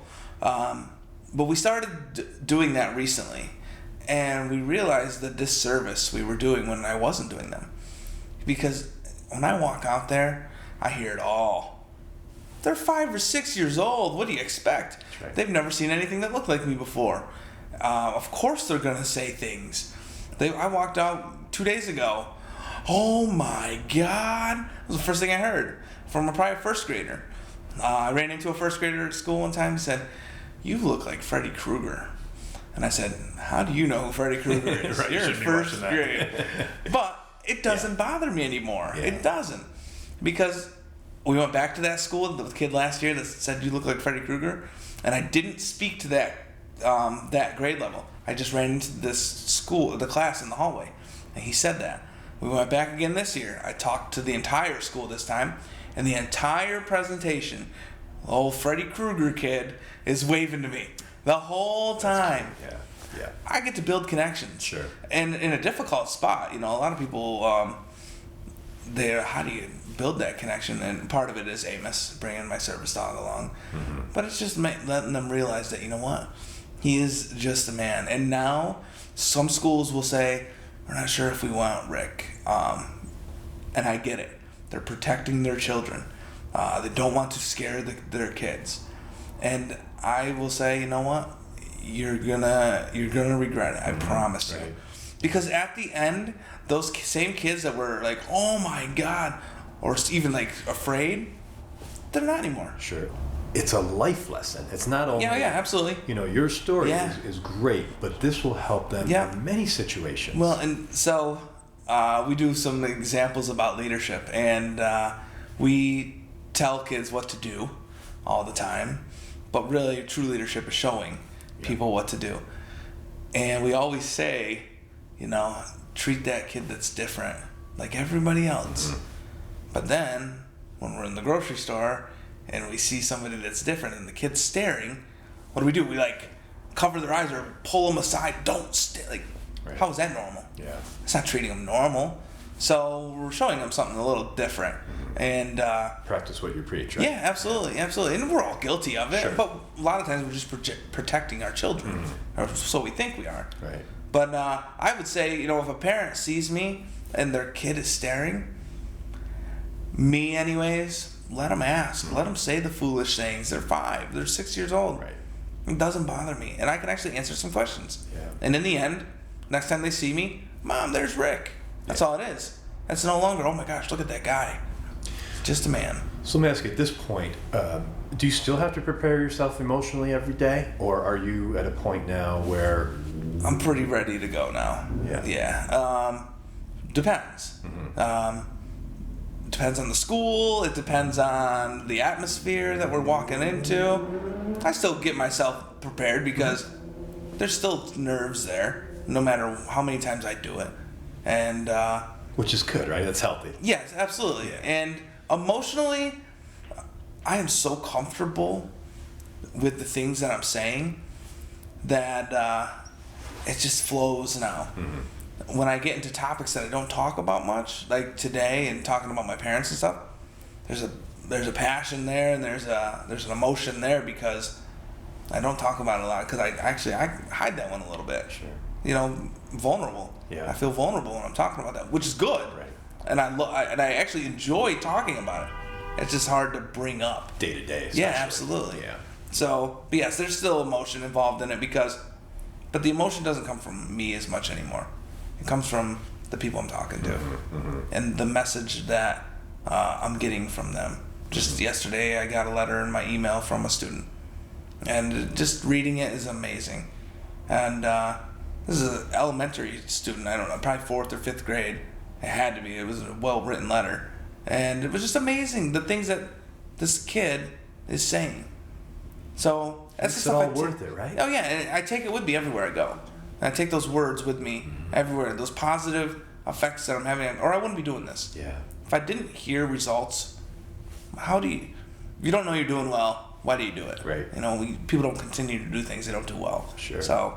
But that just reinforces the day to day of all that hard work you're putting in. Yeah, and in the end, I love it. It's I don't even know if it's a job. It's fun. I enjoy what I'm able to do. If we can talk a little bit about some characteristics that I noticed that are important to you. First off, humor. Yeah, I'd be in trouble without humor. I mean, I have no ears, no nose, half a head of hair, and I'm overweight. If I didn't have a sense of humor, I'd be screwed. I'd be screwed. I gotta have a sense of humor. Yeah. Life, it can't be so serious all the time. And I only make it serious probably like 49% of the time. 51% is humor. I gotta have that humor. And it's funny because when I'm doing a presentation, in the beginning, I mix my humor in with some of those serious moments, and people don't know whether to laugh or not. Right. Halfway through, they get it. And they're like, okay, I can laugh at this. Even though normally you're not supposed to laugh at something like this. Right. So they get to laugh. And humor's huge for me. Yeah. I wouldn't be who I am without my humor. I wouldn't be doing the things I'm doing without my humor. I have kids that come up to me afterwards that, you should be a comedian. And I said, that market's already cornered. A buddy of mine who was injured over in the war is a comedian now. Burned. And he's awesome. Bobby Henline. So I'm like, I don't know if I want to do that. I really enjoy what I'm doing. Mm-hmm. And it sounds like it's always been part of your life, right? Oh, yeah. And even on the day of your accident, you had some humor there. You have 2 younger brothers? 2 younger brothers, yep. A lot of humor in the family growing up. Yeah, I think being the oldest brother, too, all the laughing was at them. And I don't think they laughed at me very often because I would have headlocked them or something like that. But yes, they were the butt of a lot of jokes of mine. And yeah, we grew up, we were close too, and we did a lot of stuff together. We did a lot of athletics. We did canoeing and kayaking, races out of town. We were very close together. And my brothers now, they don't live around here. But I will believe that, that we're always very close. We don't talk that often. We're still very close. If we ever needed anything, they'd be there. My youngest brother's in the Air Force out in Wyoming, and my other brother is an amazing computer programmer in Kentucky. They're both doing such amazing things. And I wish they were closer, but I understand that's life, and we move around, and Sure. I know they're happy doing what they're doing. What are their names? My middle brother is Billy, and my youngest brother is Johnny. Okay. And I doubt they use the Y's anymore, but I will always use the Y's in their name. Your older brother. Yeah, that's right. How much did your wrestling career and that discipline prepare you for what you do today? I'd say a ton. And wrestling for me was a love-hate thing. I loved it at times, and I hated it at times because it was such a long and grueling season. There were years that I'm like, I don't know if I want to do this again, but I did. And in the end, I believe that, I don't know, wrestlers are just a different breed of person. And when I was in the hospital, I actually was running into a couple people there, and I'm like, you were a wrestler, weren't you? You can just tell by their attitude. Yeah. And he's like, yeah, how do you know? I'm like, you know. It's just something else. There's a never quit attitude. I mean, you're on your back and about to be pinned, the match is about to be over if you quit. Or you hold on, you keep fighting, and you never know what can come out of it. And I think that's part of my mentality. I don't know what the result of this is going to be, but if I lay on my back and give up for good, I know what the result is. It's over. Mm-hmm. And just like that time I was in Iraq on fire, I laid on my back and I gave up. You know, in wrestling, you're done, you're pinned. But thankfully it was only for a second, and I ended up falling into that canal.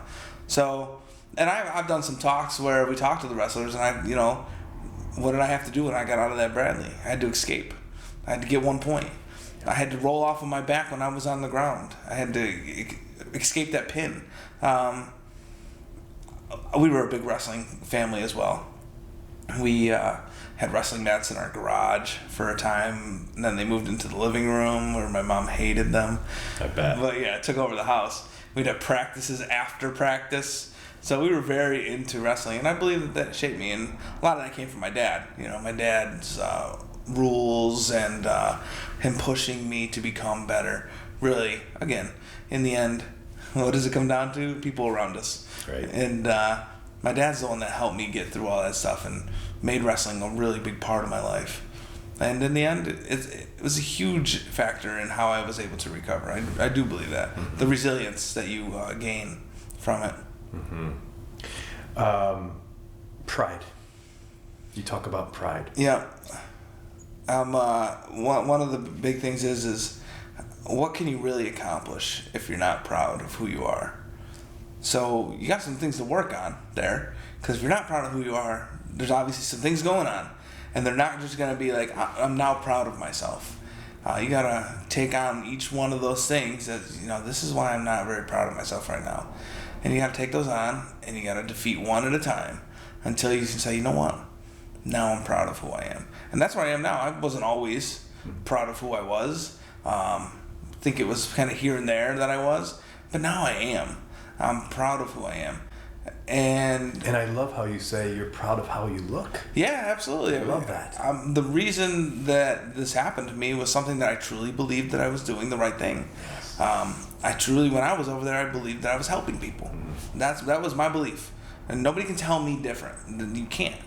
It's my belief. You can't tell me any different.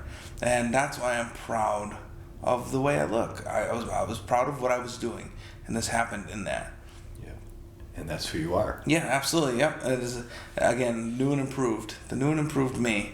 Yeah. I never thought I could say that after something so horrific, mm-hmm. or what most people would think is horrific, and I can tell you that was the best thing that ever happened to me.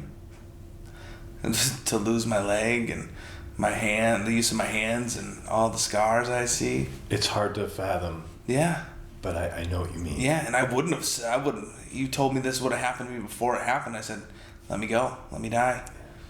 No way. And the adversity we deal with in life is what shapes us. Mm-hmm. And I'm happy with I wouldn't change the adversity that I've had, because I wouldn't be who I am now without that adversity. You talked a little bit about hope earlier. Yeah. Why is hope so important? So in the Sweethearts and Heroes world, hold on, possibilities exist. If you don't hold on, well, what possibilities are there for you? That day that I was on fire in Iraq, what possibilities were there for me? I don't know. But there are some. Was I going to be a doctor someday? Probably not. I wasn't very smart. But was I? I don't know. Was I going to be a football player? Probably not, but I don't know. Was I going to be presenting to students? Probably not. I don't know. But if I didn't hold on, they wouldn't have. Those aren't possibilities once you give up. And kids, a lot of times, lose hope. And not just kids, adults. And guess what? I know for a fact that I will lose hope again. We all will. In the death of a family member or a pet or something. Like, difficult times in our lives, we'll lose hope. Sure. But we have to hold on to find out the possibilities that exist for us. Because this I never believed was a possibility for me. And if I didn't hold on, it wouldn't have been. So we have to hold on. And when we speak to the kids, because again, that's my main target, is these kids feel like they're going through hopeless situations. And to them, it is. And maybe it's not like how hopeless I was being on fire, but to them, how can you gauge that? Right. They're 12. Right. They might be the worst thing that's ever happened to them, and it could be worse than what I was going through. I have no idea, but they have to realize that they need to hold on. And in the end, I want everyone to know that they have that hope inside of them. So now they can change that person's life who might feel hopeless, the one that's holding on. But they also can't hold on forever. Right. So now that you know you have hope inside of you, give it to them. Right now. Don't wait, because they can't wait any longer. That hopelessness that they're feeling is leading to unprecedented numbers in suicides and drug addiction. And do something now. How many times did I see it when I was in school? And what did I really do? Nothing. But who told me that I had this powerful thing inside of me that I could actually change and save lives with? Nobody told me that. So I want every kid to know that they have that hope inside of them that they can give to somebody else to get them through something really difficult in their lives. Hope is everything. What are you without hope? We're nothing. Right. I'm the guy locked in my bedroom for the rest of my life without hope. Who am I affecting in a positive way? No one. Yeah. Rick, as I mentioned, you and I have a lot in common. My mission through American Real is to really enlighten and empower people through the stories of my guests, like you. Yet, I want to reach people on more of a micro level. So it's great for us to have this conversation. Yeah. But it's more important to me for the people that are listening to take something from it. Yeah. Exactly what you're doing, day to day. So these individuals could realize their own hero's journey. Yeah. Right? What are your thoughts on that? Man, in the end of it all, it goes back to what I said earlier, is we don't know what we can get through until we have no choice but to get through it. We have to hold on to that idea, because yes, things are going to get difficult, and there's many things that we can turn to fix, to alleviate that. Or we can hold on and rely on those people around us who can give us those positive messages. And hopefully those ones who are needing hope in that moment, I can give it to them. Hopefully. I don't know if I can or not, but I hope so. And I tell kids, when I sit down with them, I tell people, it doesn't matter who it is, I say, listen to this statement. And I say, every morning I wake up, I roll out of bed, I get into my wheelchair, and I wheel into the bathroom, and I put my prosthetic leg on. And then I stand up, and I look in the mirror, and I see the scars, and I think about the past. And now, end statement. What was the most important thing I said in that statement? It was the very first part. Every morning I wake up. And one of the things is people that are dealing with tough situations in their life, they're dealing with those tough situations because they're concentrating on the distractions. My leg, my scars. Those are all distractions to me. If I concentrate on those things, they take over. Right. Why not concentrate on the important thing in life? The fact that I get to wake up every morning and make choices. Do I make the right choice every day? No. Just like everybody. But then I get to go to bed at night, and I get to think about those choices, and if I made the wrong choice, I get to fix them the next morning when I wake up. We can make changes in our lives. We can make the right choices in our lives. Not every single time. We're not going to make them every single time. But then when we go to bed, we can think about, what? How can I make a difference tomorrow? How can I change that bad choice that I made? people need to know that, life is tough. And most people already know that pretty darn well. But we have to hold on. We have to find out the possibilities that exist for us. And we have to realize that there are sweethearts in this world that are going to help us get through really difficult situations. I think from the entire conversation that we've had, one thing that people will gather is it wasn't all me by any means. It was people around me in almost every situation. But now, like I said, I can surround myself with them. I don't have to wait for them. I know who they are. We all do. So when I'm dealing with a difficult time in my life, go to them. Who are those positive influences in my life? Go to them. Sprint to them. Get there as fast as you can. And rely on them. It's so important. It's so important. Do we need to understand and positively reflect on our past and assess our current situation in order to grow in the future? Yeah. Oh, absolutely. I think so. Now, there's parts of my past that I would love to just forget. But if I forget them, how did I grow from them? We have to grow from every situation that we've dealt with. There's been decisions after my injury that I've regretted. Maybe not doing an exercise that I was supposed to do for my recovery. And I had to learn from that. Things that the choices that I've made when somebody shows me hate and I just choose to kind of sit back and not do anything. People would think that's a great way to handle it. You didn't do anything. You didn't show bad reaction. Well, I didn't show any reaction. Now I learned from that. And I had to show a positive thing the next time it happened. I had to fill the hate-filled conversation with a hope-filled conversation. We learn from all the mistakes, all the bad things that we do in life. And if I forgot those things, oh man, I should probably forget that because all I did was create a million people that hated because I didn't say anything. Well, if I forgot that, how do I learn my lesson? I'll have something come up in the future where I'm going to have to look back and be like, all right, this is where I make that change. This is where that lesson was learned. And it's going to happen a lot of times. Many, many more times in my life. Yeah. And we're all a collection of stories. Would you agree? Yeah, we all have stories. And that's another thing is you don't know what that person's going through. Right. There's a story there. And that's a long one. It's a long story. There's a lot of things that have gone on in that book. And we don't know their story. So we can't judge a book by its cover. There's so many sayings for it. But it's so true. If people just saw me, didn't know anything about me, I don't know what they're thinking. But that's why they got to hear the story. The rest of the story. Like I said about the towers being hit with the airplanes. Boom. Front page. No words, no nothing. You can't find anything good in that. Read the story after. My Bradley. I can show you a picture of my Bradley burnt to the ground. And you look at that picture and you say, ooh, nothing good in that story. Listen to the story. The rest of the stories is amazing. We all have stories. And I think it's important to tell your story. No matter who you are, no matter what you've gone through, no matter how irrelevant you think it is. And even if it's at the dinner table, yes, right? Or with your core group of friends or family. Absolutely. We need to share the stories that we have. I can't tell you how many times at the end of a day, a 16-hour day, you sit down with your family or your friends and say, how was your day? Good. What'd you do? Nothing. You did nothing in 18 hours? That's not true. We have to communicate. Yeah. We have to communicate. Absolutely. Your day was full of stories. I guarantee it. Guarantee it. We got to tell the stories.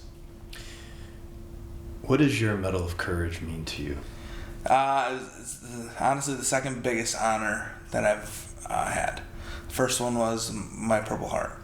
The day that I got my Purple Heart. And the Purple Heart, when I was in the hospital, generals and stuff were coming around and they were like, so-and-so is going to be here today. Would you like him to give you your Purple Heart? And I said, no. I want my lieutenant and my platoon to come and give me my Purple Heart. So when they got back from Iraq, that's what I did. So that was a huge day for me. Mostly because of the circumstances that surrounded it. And then the Medal of Courage is the second one because first of all, it's something I never, ever, ever thought I'd be a part of. I was an okay wrestler. And that's who gave it. It was National Wrestling Hall of Fame honor. I didn't think I was deserving. I stood in a row of men who dedicated their life to wrestling. One of them was a gold medalist, Rulon Gardner. It's a household name to most people. He defeated somebody who's never been defeated before. And I'm standing in that group. So honestly, it was hard for me to accept that award. Wow. Because these guys have worked their entire lives. And what have I really done? I enjoyed wrestling. But if I look at what the award is truly about, then I can accept it. Yeah. It's the courage that I showed through some crazy adversity. And I get to share that story with some of these people in the wrestling community. And I get to hopefully change their lives as well. So I accept it now. But honestly, it's the second biggest award that I've ever received. They brought me into a brotherhood that I never thought I'd be a part of. I would have loved to have been a gold medalist wrestler, but I know what it takes. Mm-hmm. And I didn't have that. I did not have that. I did not have the love for it. I did not have the work ethic that these guys have.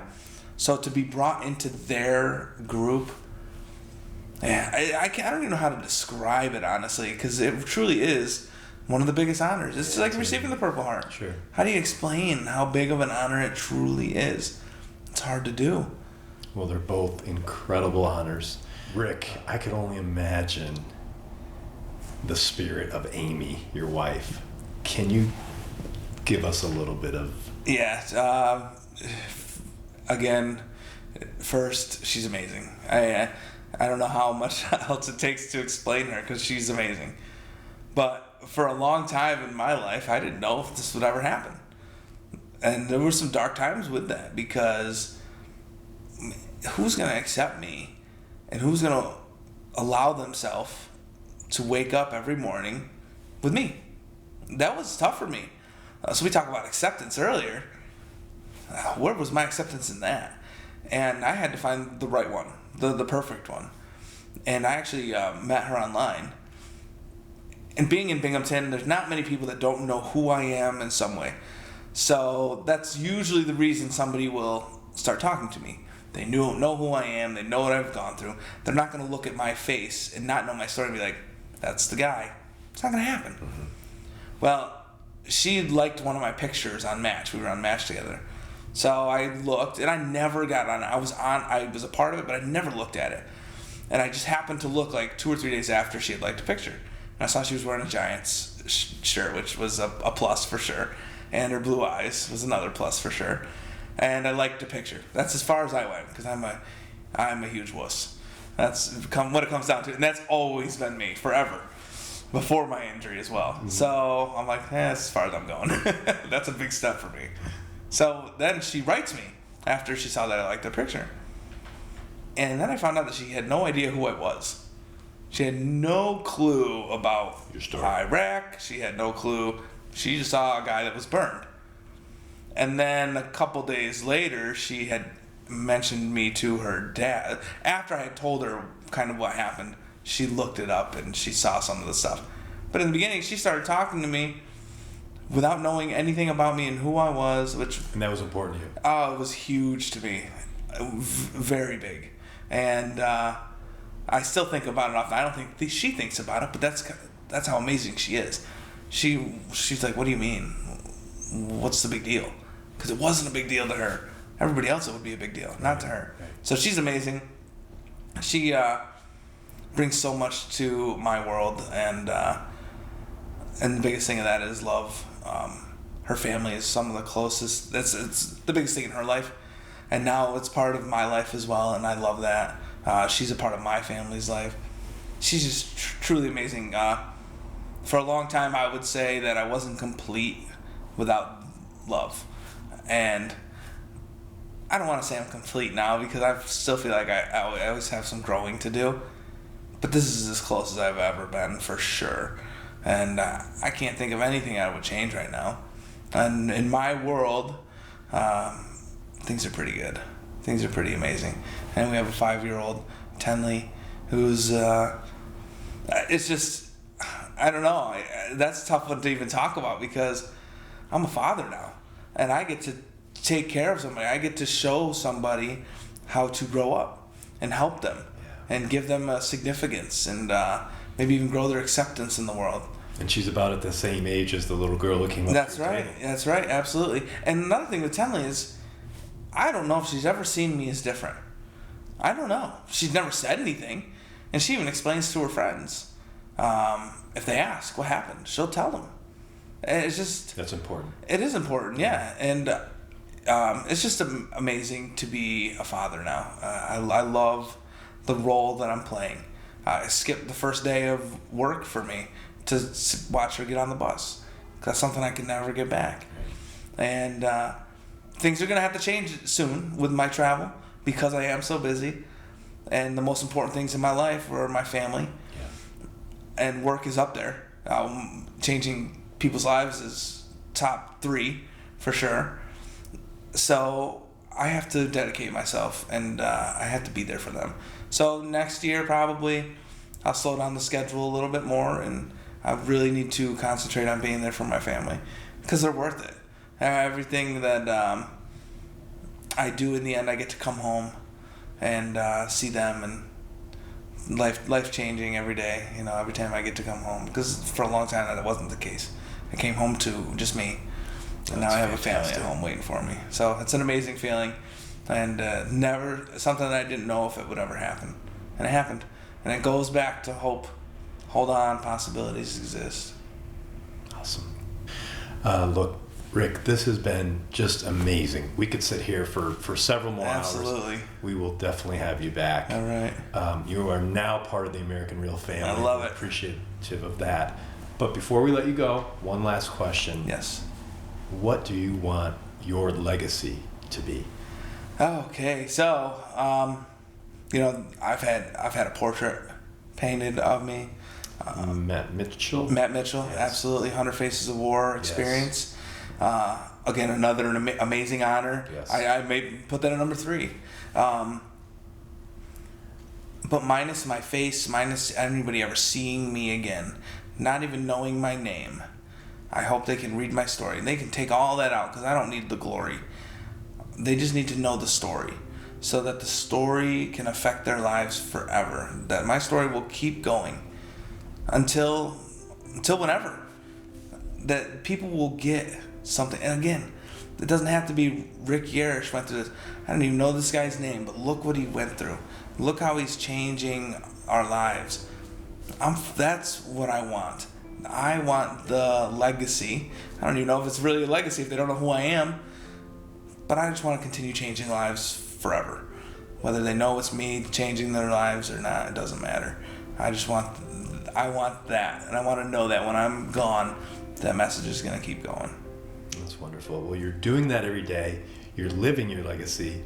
And we are so appreciative of all that hard work. And Rick, before we let you go, where can people go to find out more about your story? Sure. So I have my own website, rickyarosh.net. The .net part bugs me. Somebody already had rickyarosh.com. Yeah, go figure. So rickyarosh.net is my website. You can go there, find a lot of information. And then also sweetheartsandheroes.com as well. That's our anti-bullying presentation that we do, and in the end we don't even have to talk about bullying. It's character building in kids. But yeah, so sweetheartsandheroes.com, rickyarosh.net, all of our social media sites. If you search Rick Yarosh on the internet, you can find anything you would like to about me. And I'd love to come into the school and to your school district and speak to your kids. And that's my passion. Great. Well, hopefully our listeners will reach out. We'll definitely post those links and make sure that our folks know how to reach you. Yeah, absolutely. Awesome. Thank you. Thanks so much. Thanks for being here. And we are now friends for life. Absolutely. Thank you so much, Roger, for having me. This has been an amazing couple of hours. I loved it. Appreciate it. Thank you.